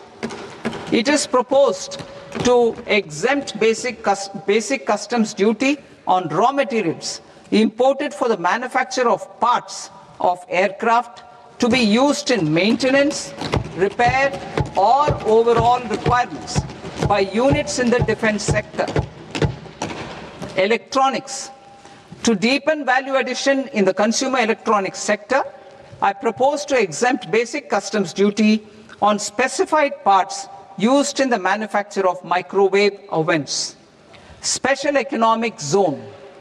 To address the concerns arising about utilization of capacity by manufacturing units in the special economic zones due to global trade disruptions, I propose as a special one-time measure to facilitate sales by eligible manufacturing units in SEZs to the domestic tariff area at concessional rates of duty. The quantity of such sales will be limited to a prescribed proportion of their exports.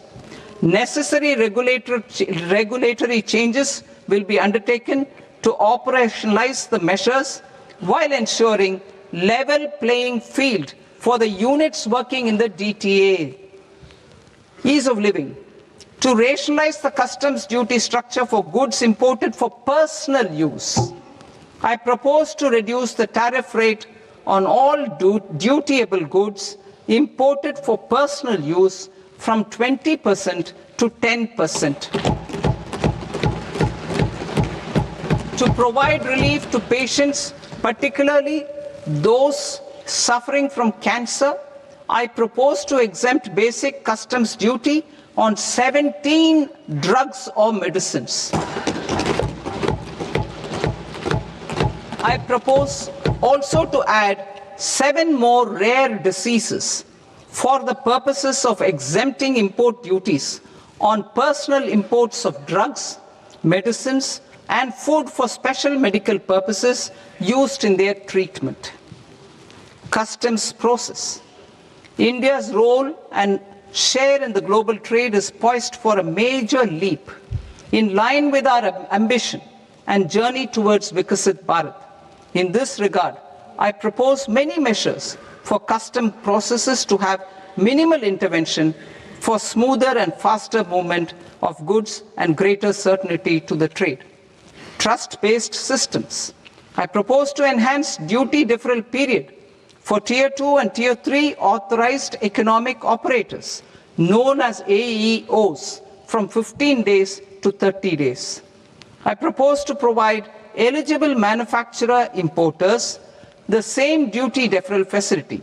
This should encourage them to get themselves accredited as a full-fledged Tier 3 AEO in due course. To provide greater certainty and for better business planning, I propose to extend validity period of advance ruling binding on customs from the present 3 years to 5 years. In the spirit of the whole of government approach,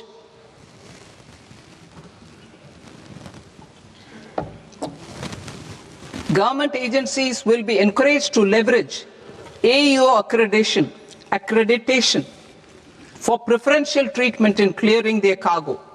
Regular importers with trusted long-standing supply chains will be recognized in the risk system so that the need for verification of their cargo every time can be minimized. Export cargo using electronic sealing. Export cargo using electronic sealing will be provided through clearance from the factory premises to the ship. For import of goods not needing any compliance, filing of bill of entry by a trusted importer and arrival of goods will automatically notify customs for completing their clearance formalities. This will enable goods to be released immediately on arrival. The customs warehouse framework will be transformed into a warehouse operator-centric system with a self-declarations, electronic tracking, and risk-based audit. These reforms will move away from the current system of officer-dependent approvals and reduce transaction delays and compliance costs. Ease of doing business.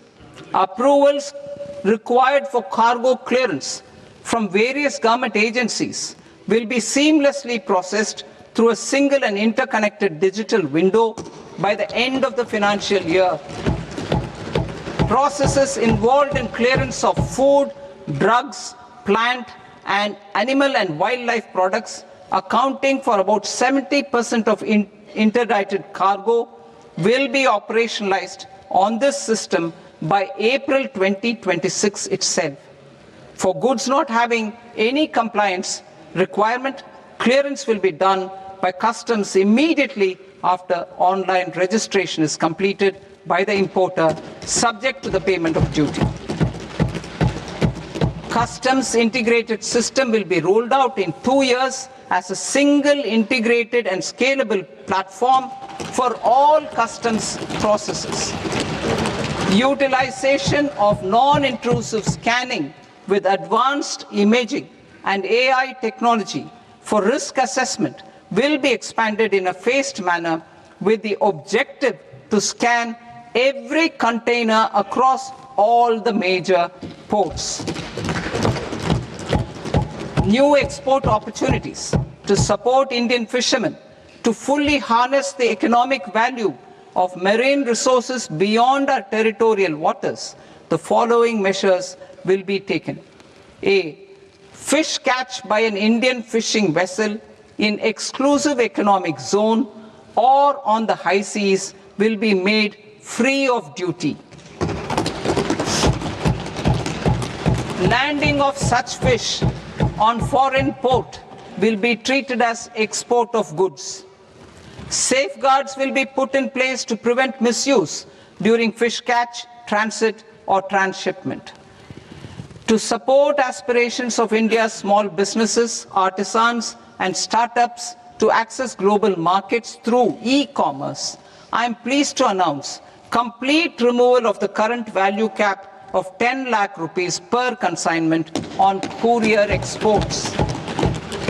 In addition, handling of rejected and returned consignments will be improved with effective use of technology for identifying such consignments.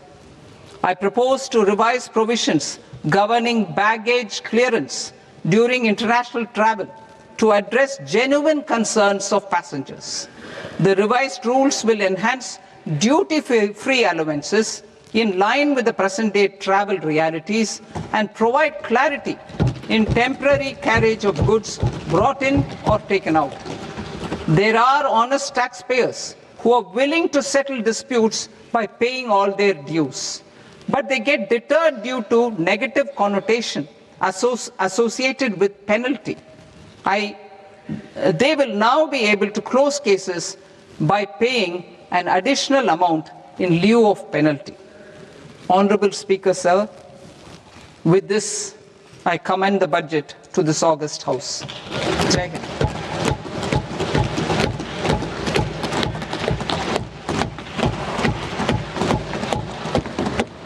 One and a half hours.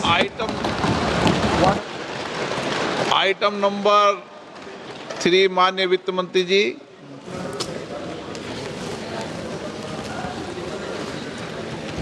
Item number 2, sir. 3. Sir, with your permission, I rise to lay on the table of the following statements under Section 3(1) of the Fiscal Responsibility and Budget Management Act of 2003. Medium-term fiscal policy, fiscal policy strategy statement, and macroeconomic framework statement. Item number 4, माननीय वित्त मंत्री जी. Sir, with your permission, I move for leave to introduce the Finance Bill 2026. प्रश्न ये कि विधेयक को पुनर्स्थापित करने की अनुमति प्रदान की जाए. जो सदस्य इस पक्ष में हाँ गए, जो सदस्य विरोध में ना गए, मेरे विचार में निर्णय हाँ वालों के पक्ष में हाँ वालों के पक्ष में अनुमति प्रदान की जाती है. माननीय मंत्री जी, अब विधेयक पुनर्स्थापित करें. Sir, I introduce the bill. माननीय सदस्य, आपको सूचित किया जाता है कि माननीय वित्त मंत्री जी के बजट भाषण की कॉपी पब्लिकेशन काउंटर पर ली जाती है. बजट भाषण और बजट से संबंधित दस्तावेज आपके मोबाइल फोन और मेंबर पोर्टल्स पर ही उपलब्ध है. सभा की कार्रवाई कल सोमवार दिनांक 2 फरवरी 2026 को प्राप्त 11 बजे तक के लिए स्थगित की जाती है.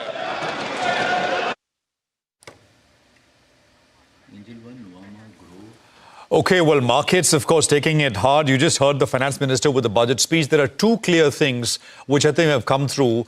The net borrowing number for markets is largely in line with expectations, but the gross borrowing number, which has been put out, I think is spooking financial stocks a little bit. The second point, Lata, just 1 minute. On the equity taxation front, I just want to put out, there is a STT increase on options and futures, but the expectation that capital gains, perhaps there will be some kind of a relief, has not come through.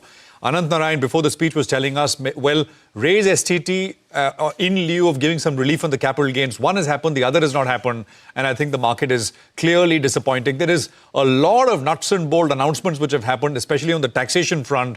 And I think we have experts joining in who will sort of, go through each of them. On the customs side, simplification, easing out of the process of filing, etc., etc. So we'll go through all of that. But I think at a headline level, there is a bit of a disappointment. Can't take away from that fact. No, I completely take a point on STT, which is clearly, spooked the market. STT has come, but capital gains has not gone down. I think Samir is with us. In terms of borrowing, that 17.2 need not worry people, because it's possible that 1 lakh crore will be through a switch or through a buyback, and therefore the effective net borrowing is only 16.2, because the net borrowing has come exactly in line with the market poll that we did at 11.7 lakh crore. So I don't think we should worry. 4.3 fiscal deficit also was as per expectation. Also, sectorally, we were expecting something for chemicals, and some of the chemical stocks are higher. There is some encouragement given to them, as well, some encouragement even given to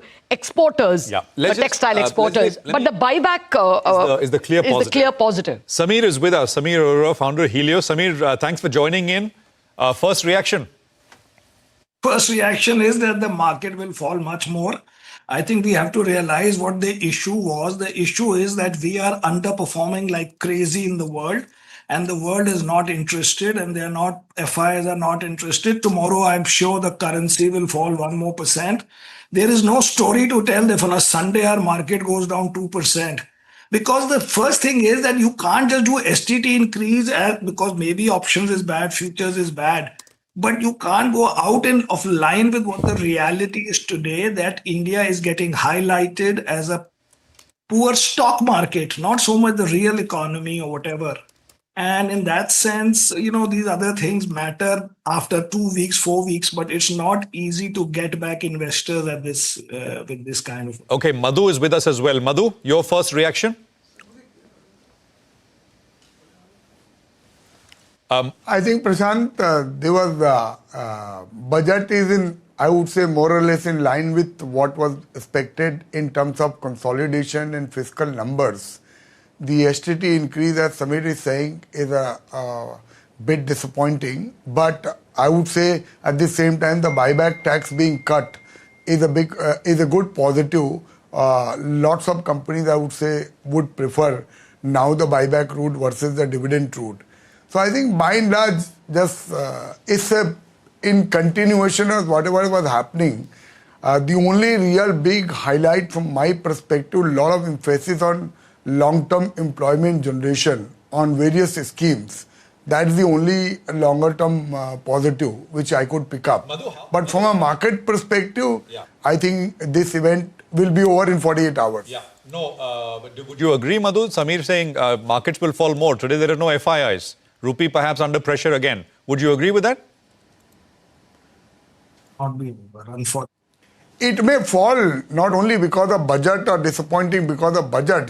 Generally we have been little out of favor. Okay. And Prashant, the spate of new issuance which are even planned this year as compared with even last year, that will also suck out a lot of liquidity. So markets are in a way not been very supportive from an India perspective, and that may continue. How big is the STT increase, Madhu? If your team has been able to tell you on options, and we have those absolute numbers, but how large is the increase? Prashant, it is not very big because it's not done on a cash market. It's there on the options in the future market. But for more than the number, Prashant, is a sentiment dampener, right? We are already struggling. And this is a kind of a little bit of sentiment dampener. Then it really hurting in that sense. Samir, can we just get the buyback explained? Dinesh, Kanabar, buyback is going to be a big positive? I think it's quite a bit positive. So until now, buyback was taxed in the hands of the recipient as normal income. We now have it being classified as capital gains for other than promoters. For promoters, if the promoter is a corporate, the overall capital gains tax will be 22.5%, and if it is individual, it will be 30%. So that's quite a bit welcome. Particularly small shareholders, buyback happening, being liable to capital gains tax is very, very welcome. I think Madhu or somebody actually mentioned that it's good because otherwise it was being taxed as dividends in the hands of the taxpayers. Now, of course, it will be taxed at a concessional rate, 12.5% for minority, and then 22 or 30. Depending upon the government recognizing, well, what happened was perhaps not... they moved from one length where tax was in the hands of the company. Company used to pay the buyback tax to removing it and saying it's now taxable in the hands of the taxpayer as dividend income. That was extreme. So if you were an owner, what happened to the loss that you were incurring? So what happened is that there was a tax in the hands of the company. The corporate India represented that make it taxable in the hands of the recipient with an expectation to be capital gain. Be careful what you ask for. It got taxed as normal income. Now it's gone back to capital. It's very positive. Let me get in. Samir, I know you've given your, in that sense, your first initial thoughts, but some of this other stuff, buyback, and there's a long, as Madhu was pointing out, long term, I mean, what is being laid out, maybe immediately what market was expecting has not happened. But do you think this kind of allays some of the... some of that disappointment? We're not saying that what was expected has not come. This was unexpected and negative for no reason, because it is clear that we introduce STT in lieu of capital gains tax. Now the STT are increasing more and more, and and in an environment when the environment is clear that India last year underperformed markets by 20-30% in currency terms, even more maybe, and even this year just in like 30 days the currency has depreciated relative to US by 4-5% or something. I mean, in that context, this STT could have been delayed. Other things are broadly okay, but the markets are very sensitive to a few clean things. Okay, maybe there would have been no cut in capital gains tax. Okay, that even I didn't think much. But at this time when the market is already showing weakness, to add one more thing is not required. The long term, I agree. And that's why the beginning, the market itself was correctly interpreting the market rallied, because the long term things, they pressed all the right buttons in terms of new sectors, new things, education, tourism, and all their semiconductors, manufacturing, etc. But there's no need to randomly hurt the market at a time when the market is proving to be important, both from a currency point and from the exit of PE guys or whatever, leading to negative overall FDI or... So on FDI, at that time, it was not required at all. On FDI, there is a positive in terms of those who invest in data centers. They're going to be tax exempt if they sell, data outside up till 2047. Some FDI should come. Not only that. Sorry, please. No, that's clearly a positive. I think we had all expected that data centers would be an area where government would, provide an opportunity for long-term investment, and by dating it through till 2047. They're clearly providing clarity and certainty. If data centers were to provide services to overseas users, then income is fully exempted. But they have not kind of limited it to saying only to global. When the original FTZ policies were given, you couldn't sell it to domestic. They've said you can also sell it to domestic through a local subsidiary. So I think that's positive. Yeah, Prashant Khemka is also with us. Prashant, Samir not holding back. Your thoughts, what's your sense? What he said is interesting, and the way he put it, which is that it is not that what was expected did not come, but I mean what has come was not expected, and that is the reason why markets are down sharply. 400 points now, 450. Prashant. Sure, Prashant. So I think from a stock market perspective, the STT per se is not that. And Samir also pointed out, it might be more sentimental. The STT on FNO may not be as much of a negative from a cash market perspective. But capital gains tax, there was some hope, even though I don't think that people put a very high probability on it. But if there was ever a time, then people were expecting, investors were expecting, it might be the time that capital gains tax, where India, in a way stands out amongst other emerging markets or other markets in general, there could be some hope for chances of bringing it in line with the global market. So that could be partly negative.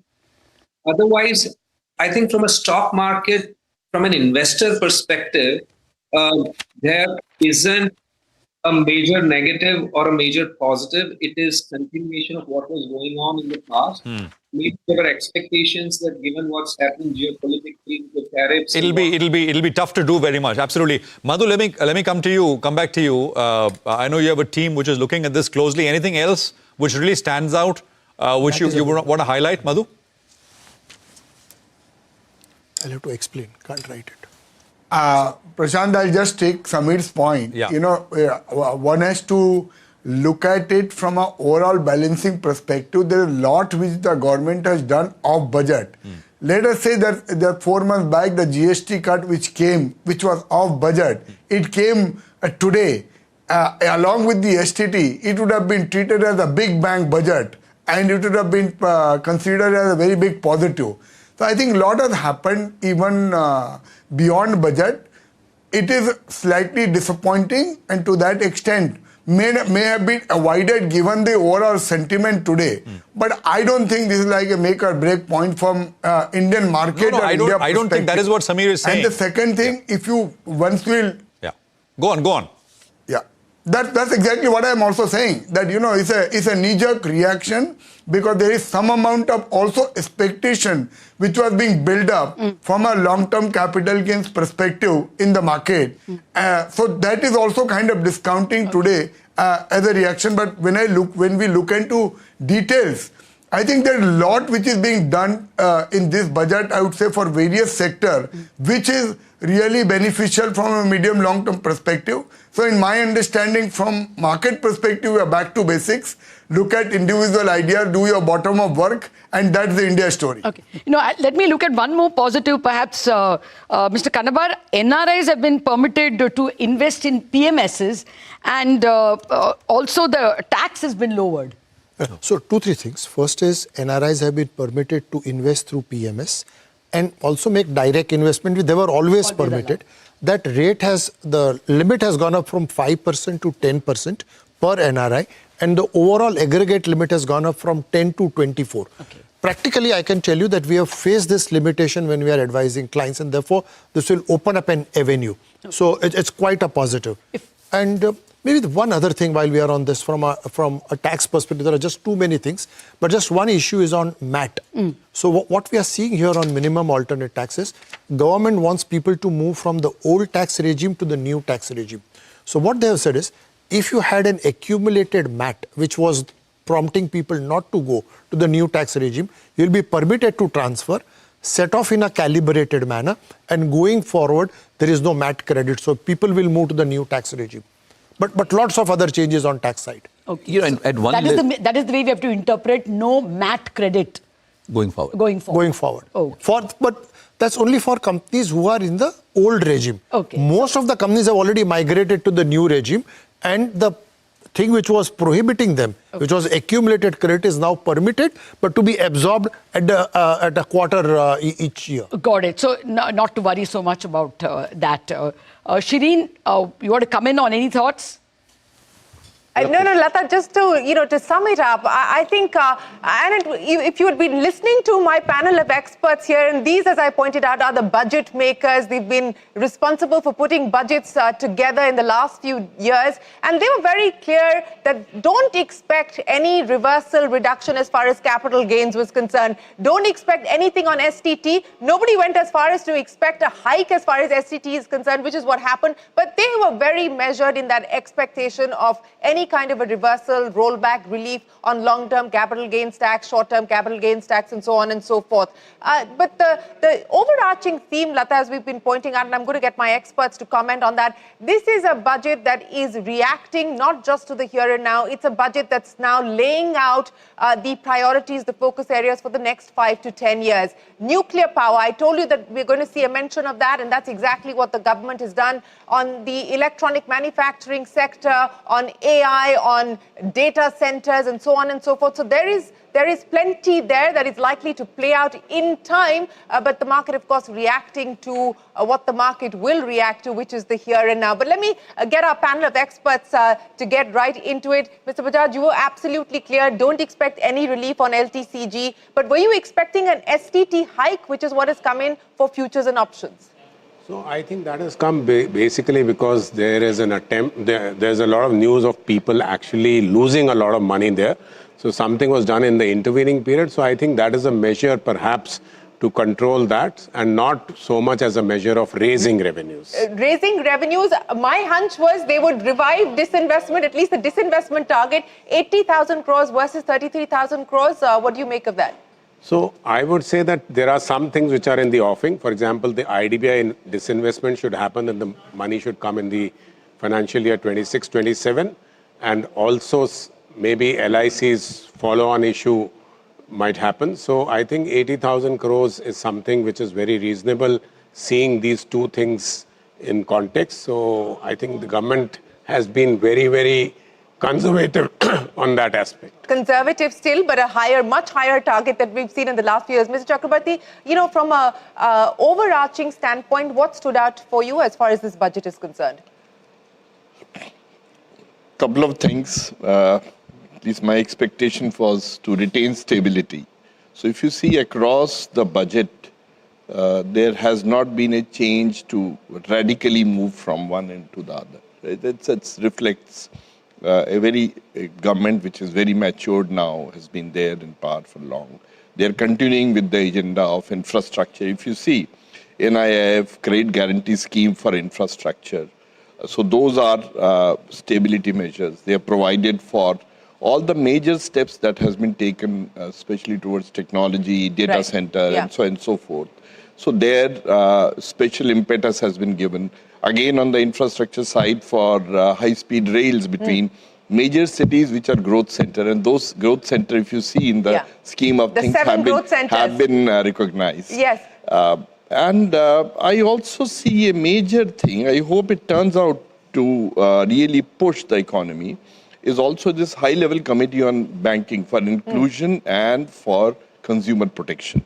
I guess that is the She also used the words of improve and efficiency and scale for Viksit Bharat. What is the India banking sector requirement? In that context, do you believe this talk around consolidation, etc., or perhaps even hiking the FDI limit for PSBs? I mean, some of those measures may be part of now what this high-level committee looks at? This committee, one has to see ultimately its terms of reference. Beyond FDI is already at 75%. Making it 100% will perhaps increase a little bit. It's more important that the consumer confidence is retained. Of late, those digital arrests and all those things had dented it a little bit. And not that the banking itself, however, an overall thing, and FM had referred to it. So I guess referring to consumer as such has been, I see it as a very, very positive step. And also the credit guarantee for infrastructure. And she has also talked about, this is my favorite, the bond market. Yes, she has talked about the bond market. But Mr. Armani, let me ask you, sir, on the defense side, it's I think gone up to about 5.69 lakh crore rupees. We were hoping that she would talk about it in the budget, but she hasn't. So on balance, your take on defense? I just got confirmation that overall budget has grown by around 21%. 21%. And the capex also has grown by 24%. This is huge. As expected, the defense allocations have gone up substantially, and most of it will go into... And the 21% is BE to BE. Yeah. Okay, so just to clarify, the defense allocation is up 21% BE versus BE. So if you do BE versus RE, it will be a different number, but BE versus BE up 21%, which is exactly what you had said. Yeah, this will certainly boost the preparedness of our military services. And I hope the defense industry will also get a great fillip through this. Apart from the allocations directly, there are other important announcements made today. One is the defense corridors, which will get boost from the 7 sunrise sectors, especially semiconductor sector. They will help the defense production to be seamless. And also supply chain problems will be sorted out because of that. Okay, so that's the defense corridors is the other announcement. Some disappointment there. You were expecting customs duty rationalization. That doesn't seem to have been announced, but there's a lot of exemptions that have come in for specific sectors, for specific components and so on and so forth. Yeah, Shireen, so yes, the big ticket customs rate rationalization has not come through.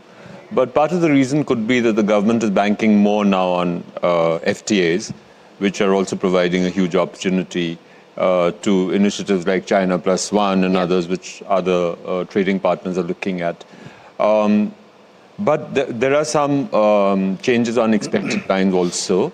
For example, the change for SEZ units supplying into the RTA, I think that's a good move. But many caveats attached to that, and what is that time period for that one-time window is something that we require clarity on as well. So we'll need to see the fine print to decipher that.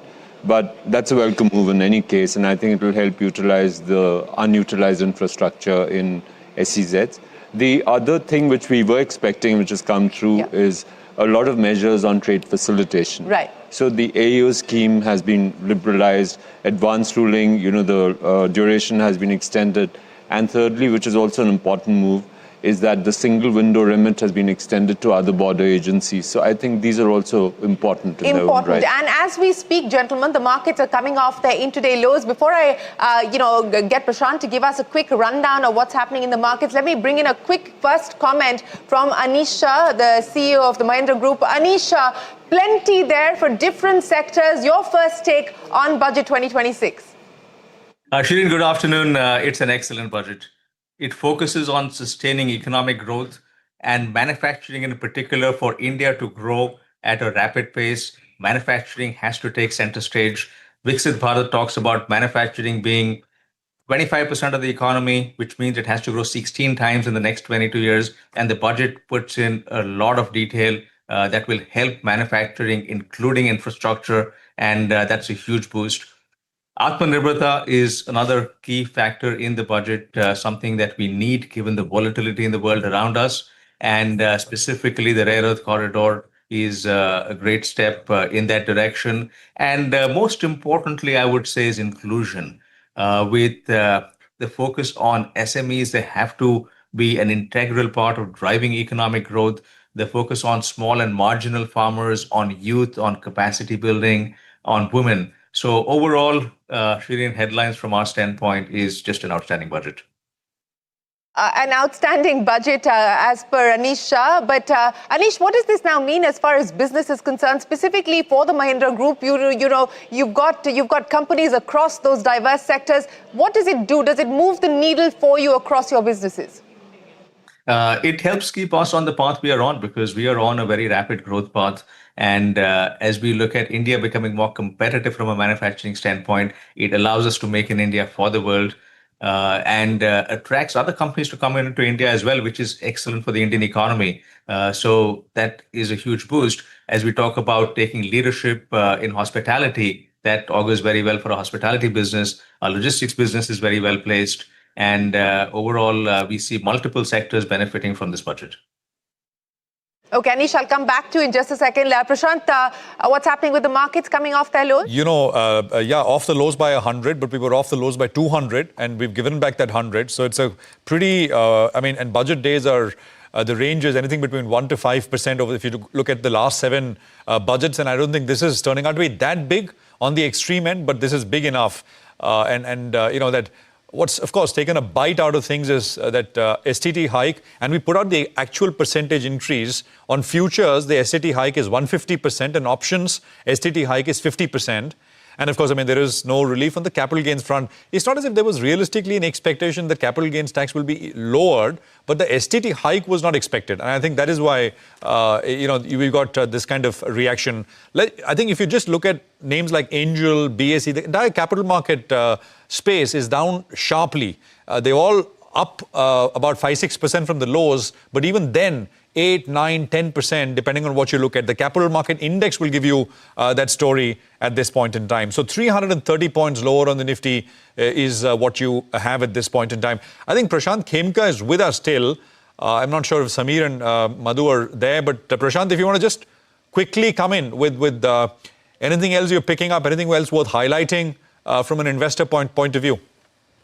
Well, just quickly, I would say to my mind, the STT hike on FNO is not much of a negative for investors, certainly not for us from an overall market perspective. Yes, if you're investors in capital market, but intermediaries, like you mentioned, brokers and all, that segment may get affected.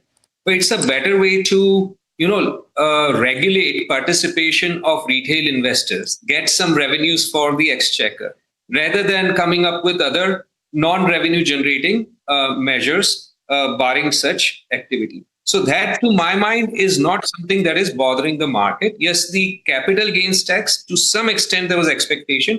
That is bothering. And second is absence of anything, that is, that in light of what's going on the tariff front, there were certain expectations that this budget could have a step function kind of,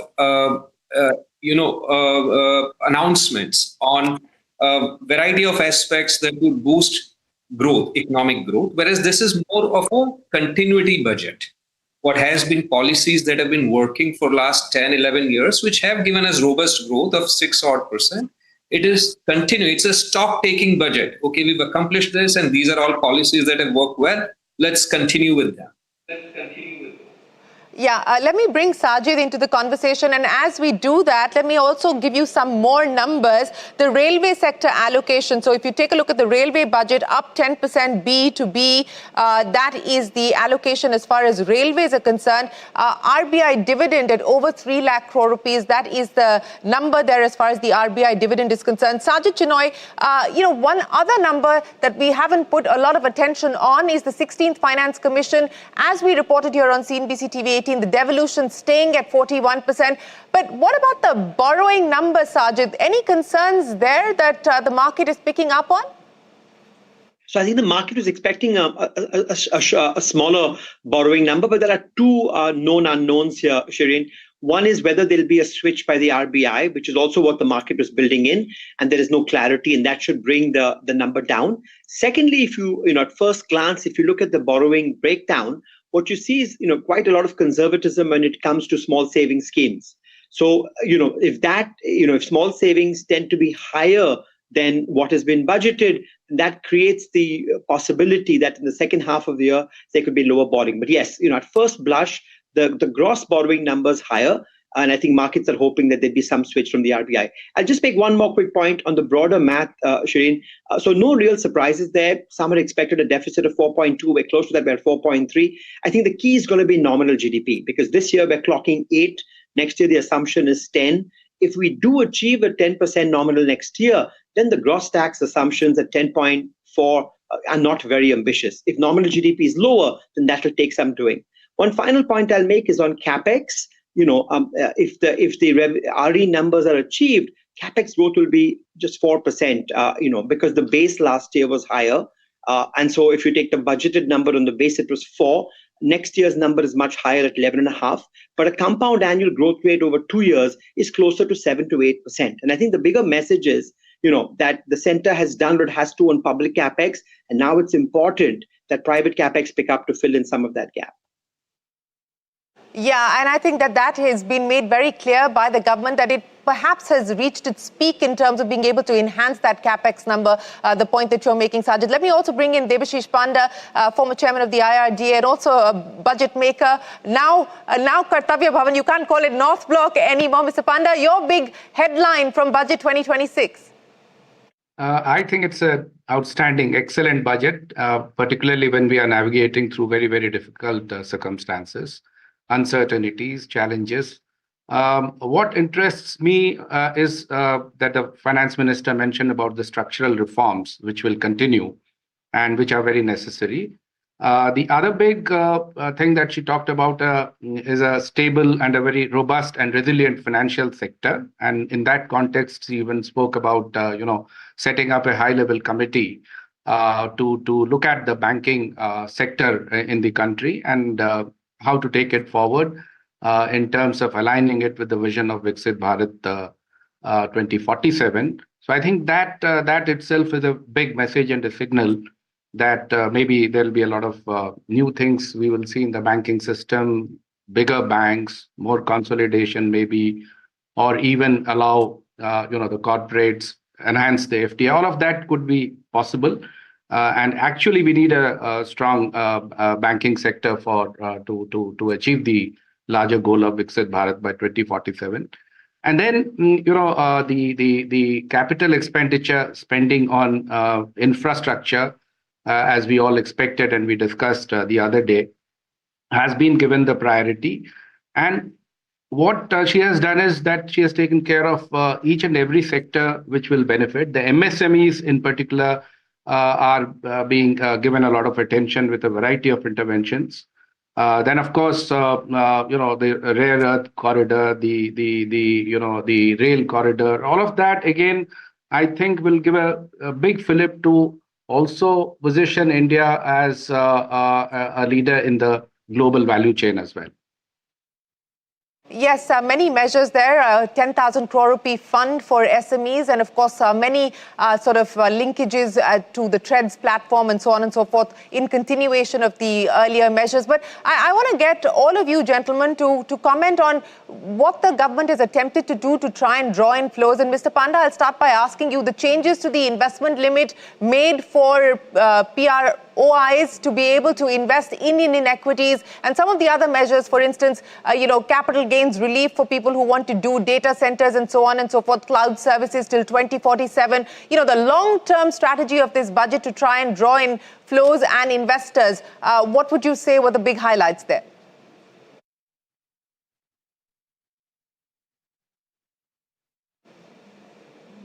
Mr. Panda? Yeah. So, I thought the question was for Mr. Chenoy, so I lost. Could you please recap the question? No, I was just saying the measures to try and draw in foreign investors and foreign flows. Does the budget deliver on that?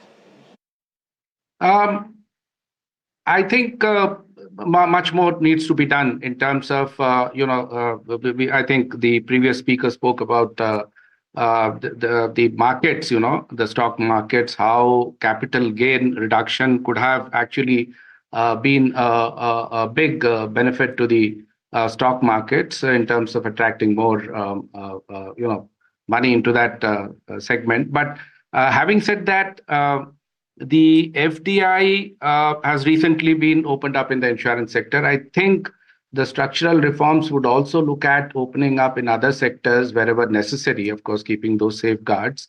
But clearly a signal towards, attracting more capital, whether it is in the form of FDI or FPI or in the form of equity. So all of that is necessary for the country to grow at the rate at which the projections have been made. Interrupting you, sir. My apologies, I'm interrupting you because we have the first government reaction now coming in after the finance minister has delivered the budget. The CEO of the Niti Aayog, BVR Subramaniam, joins us. Mr. Subramaniam, many thanks for joining us. Several sectors being addressed, several measures being taken. Of course, the thread of continuity running through the course of the budget. Your highlights and what you believe the maximum impact is likely to be on account of Budget 26. This is a budget of a middle-income country. That's the first thing. And this is a budget for Viksit Bharat. And you can see very large elements, and the finance minister laid that out very, very early on. She talked about three kartavyas. The three kartavyas are for economic growth, aspirations, and inclusivity across regions, individuals, communities.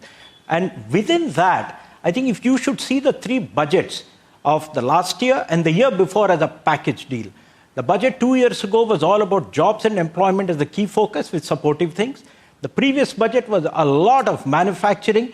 If there is one big area of focus in this budget, it is services. So if I was to give a name to this budget, it is a services budget and continuing the good work of the previous two budgets, which is manufacturing and jobs and employment. Let me double down on that. Why do you believe that this is a services budget, sir? Because there was a lot in the budget to also try and push the manufacturing sector more. What specifically makes you believe that this is a services budget? Okay, just wait for the key highlights of the budget come out. The maximum number of pages are devoted to services, number one. Number two, just let me explain what all are there. First of all, the Prime Minister has announced a high-level standing committee, which is not a one-time committee, a standing committee on services. That is expected to drive a whole host of services reforms. So unlike a manufacturing mission, services actually requires a large number of issues to be tackled over 30-40 ministries. So she said that she'll be creating a standing committee. Two, look at all the sectors that she's been covering. I mean, in services, she has talked about the entire health sector, 5 medical hubs, medical tourism. In education, she's talked about 5 university cities. What are these university cities? They are education hubs where you have universities, you've got research parks, you've got manufacturing, all in those places. She's given a lot of attention to tourism. She's given a lot of attention to Ayush, 3 All India Institutes of Ayush. She's talked about sports and talked about a Khelo India mission. She's talked about the orange economy and the Indian Institute of Creative Technology and creating and setting up these creativity centers in 50,000 schools and 500 colleges. All this, I think, put together makes this a very, very, very strong budget pushing the services sector. And it's not that manufacturing doesn't get important. We are building on the work of the previous budget as far as manufacturing is concerned. The National Manufacturing Mission was announced in the previous budget. It is in the final stages and should get operationalized any moment from as we speak. And there you have biopharma, which is an add-on. You have the electronic component scheme, which is a build-up on an earlier scheme which was announced last year. It was hugely successful. She's expanded it from 25,000 crores to 40,000 crores. There is a mention of a container program, huge emphasis on labor-intensive textiles, sports goods, and you can see the manufacturing builds on what was announced last time, and the new emphasis and focus is on services. We are not talking about health, education, etc. for servicing our population alone now. We are talking about making India a global services hub and she gave a very clear target, 10% of global services output to come from India. That's the goal she's laid out. Yes, and that is why, in your words, this is a services budget. The finance minister laying out that aspiration of 10% of global services to come from India. But on manufacturing specifically, sir, I want you to put on your former Commerce Secretary hat as well. The expectation was that we would see a significant further import duty rationalization. That has not been the case. There are, of course, specific exemptions to specific sectors, for instance, nuclear power, cloud service providers, and so on and so forth. Do you believe that that hasn't been done on account of the fact that various FTAs are being inked and are at various stages of being implemented? Look, we already now have FTAs with almost, 1/3 or more of the world economy. We've got FTA with EU, we have FTAs anyway with Japan, etc. We have FTA with UK. There is a deal in the pipeline with the United States. The FTAs are anyway going around cutting tariffs. The residual tariffs are now left with countries with whom we do not want to or may not want to get into FTAs. Having said that, look at the amount of time she has spent on the indirect taxes part. There's been a lot of tinkering. They're all removing pain points. Take electronic component. For warehouses, she's cut down the tax structure to 2%. She's allowed greater import for a large number of export-intensive sectors like leather, textiles. She's allowed, I think, 5% of their export value to be imported for a lot of other inputs which are there. So I think there's a lot of tinkering that has gone on to help manufacturing as far as inputs are concerned. And on the direct taxes side also, you'll see that a lot of direct taxes are targeting foreign direct investment. People are, the word may or may not appear too often, but you look at the safe harbor rules, the expansion of the safe harbor to companies up to 2,000 crore turnover and fixing the safe harbor at a lower rate of 15% actually is targeting the global capability centers. 1,600 GCCs are going to benefit from that safe harbor provision. They've also decriminalized a lot of income tax provisions in an act which is yet to come into place from 1st of April. So that's actually a very, very forward-looking step she's taken. And then she's also reduced the safe harbor for people who are going to take up presumptive taxation. So I think, and even for SEZ, she's given a one-off relaxation in being able to sell in domestic tariff areas. So rather than, the big things have already been done. What needs to be done is these minor pain points, and she's going around removing it. And the other thing is, she has talked about setting up a committee to look at the forex debt borrowing rules and regulations. So we have so far been focusing only on FPI, which is equity. She's focusing on debt as well. So as that committee comes out with its results, you will see an improvement in the foreign investment flows into the country also.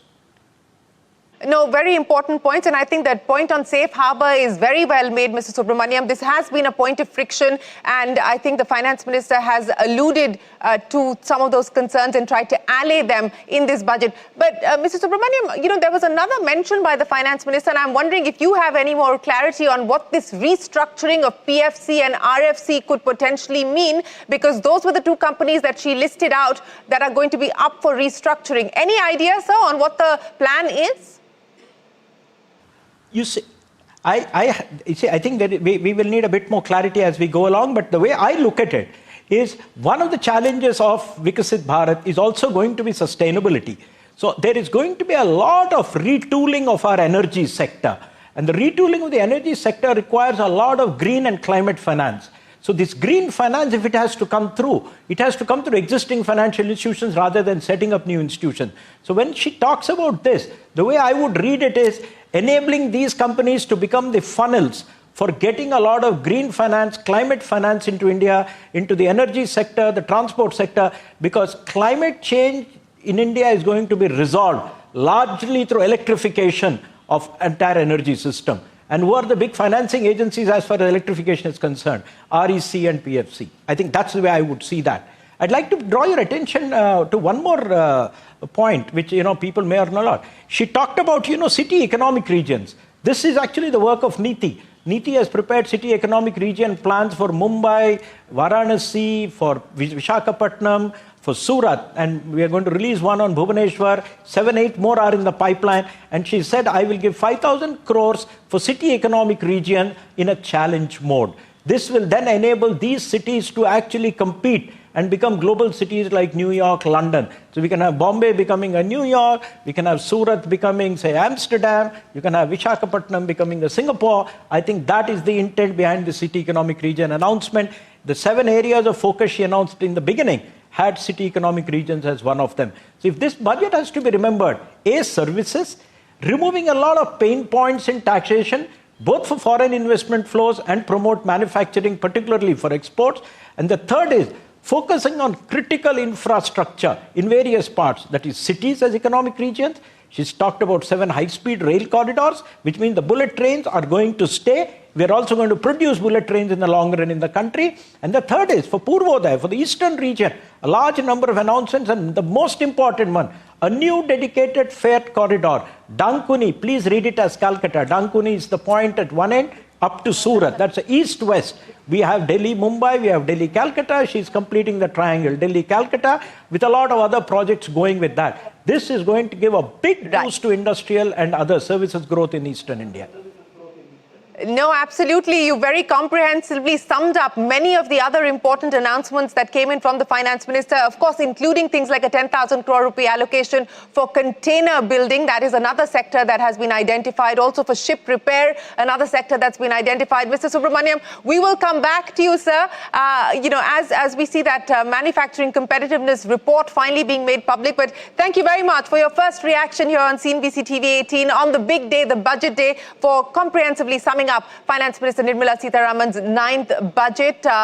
Thanks very much. Lata, I know you've been waiting by for a quick clarification as far as the borrowing number is concerned. Yeah, actually, the bank stocks are down and they're all worried that 17.2 lakh crore was not something the market was prepared for. It was outer limit 17, but, our own poll was 16.2 lakh crore. It's several people expecting even lower. So that has rattled the market. Now, in the past, when we've had higher small savings, a part of that money has been used, even when it is not announced in the budget, for buybacks later in the year. So if, some 80,000 crores, 1 lakh crore is done by way of buybacks, this 17.2 may not be borrowed and it may be closer to our poll figure of 16.2. The market will rest assured. But at the moment, there's no such guarantee. So when you meet the Revenue Secretary later on, perhaps this kind of a clarification will help. The 17.2 is disturbing the market. But all other numbers are extremely healthy. Only 10% of nominal GDP growth assumed. The market was prepared for 10.5 as well. The GDP will be recast. We may get a larger GDP number. So all those upsides are still left and the bond market need not worry.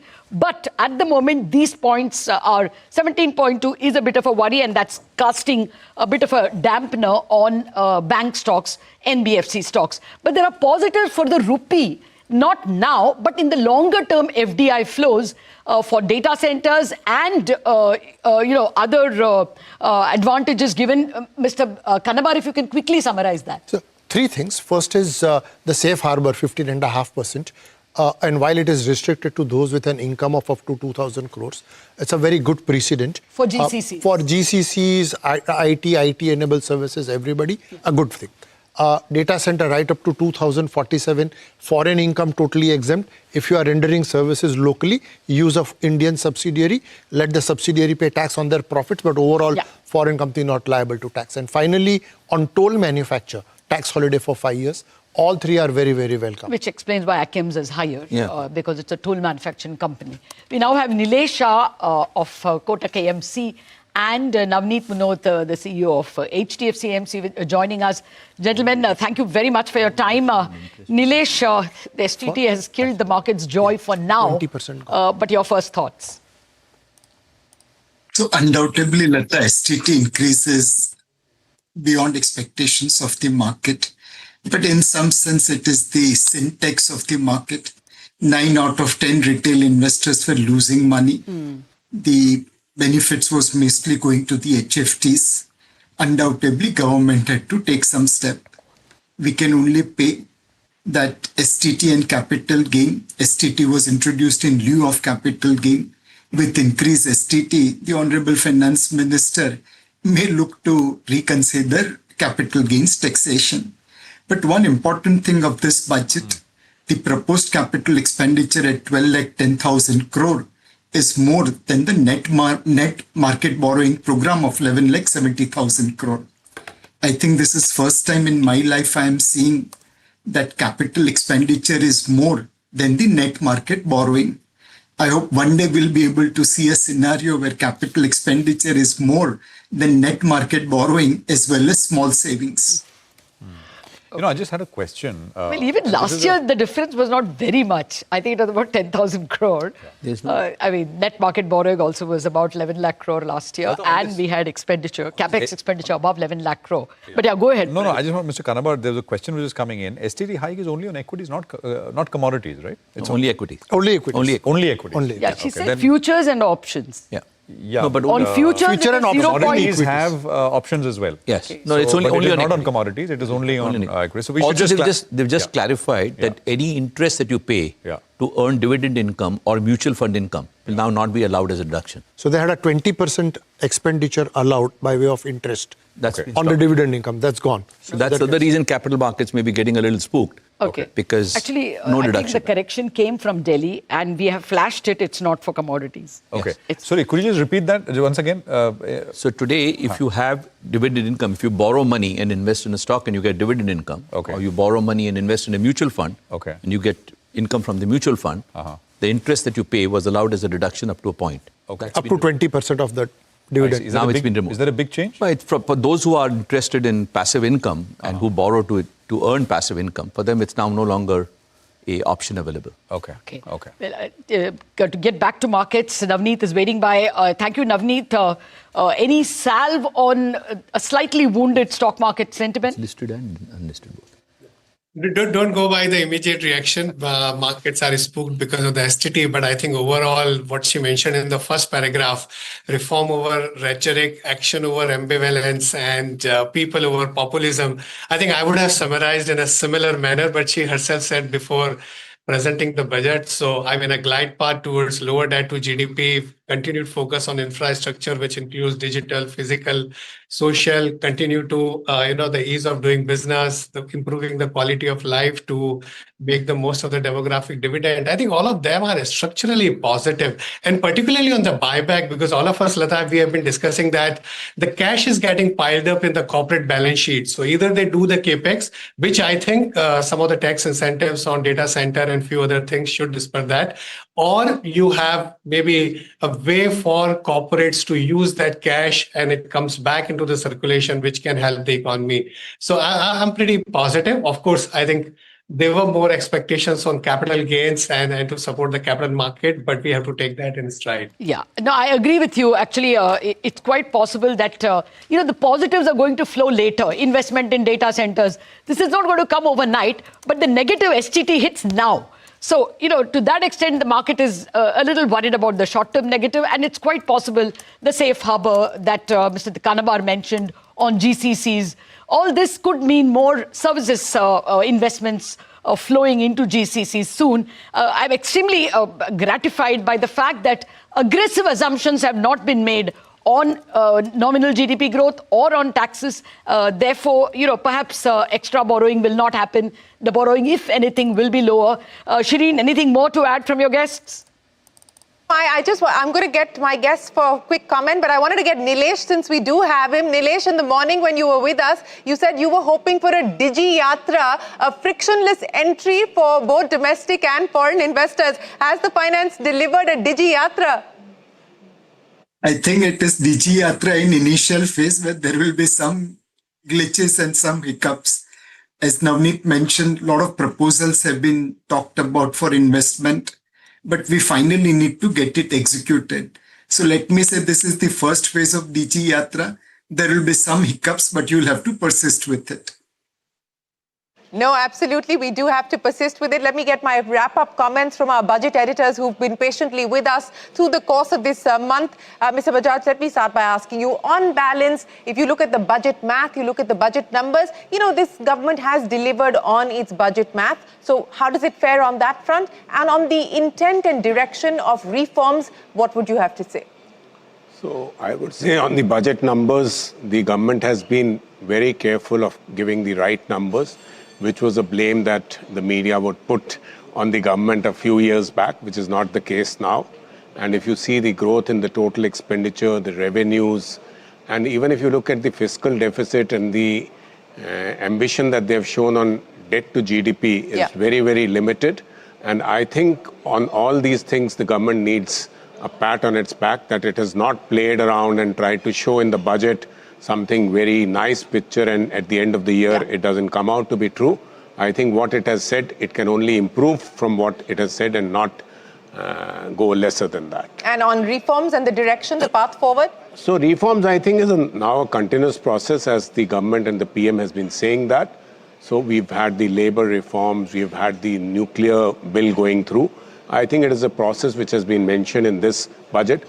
For example, these two aspects I like to call out. One is the, which your Bombay guest said, on data centers and GCCs. Yes. These were two major demands. They are leading to a lot of employment, a lot of investment into the country. And these things were the real pain points for them.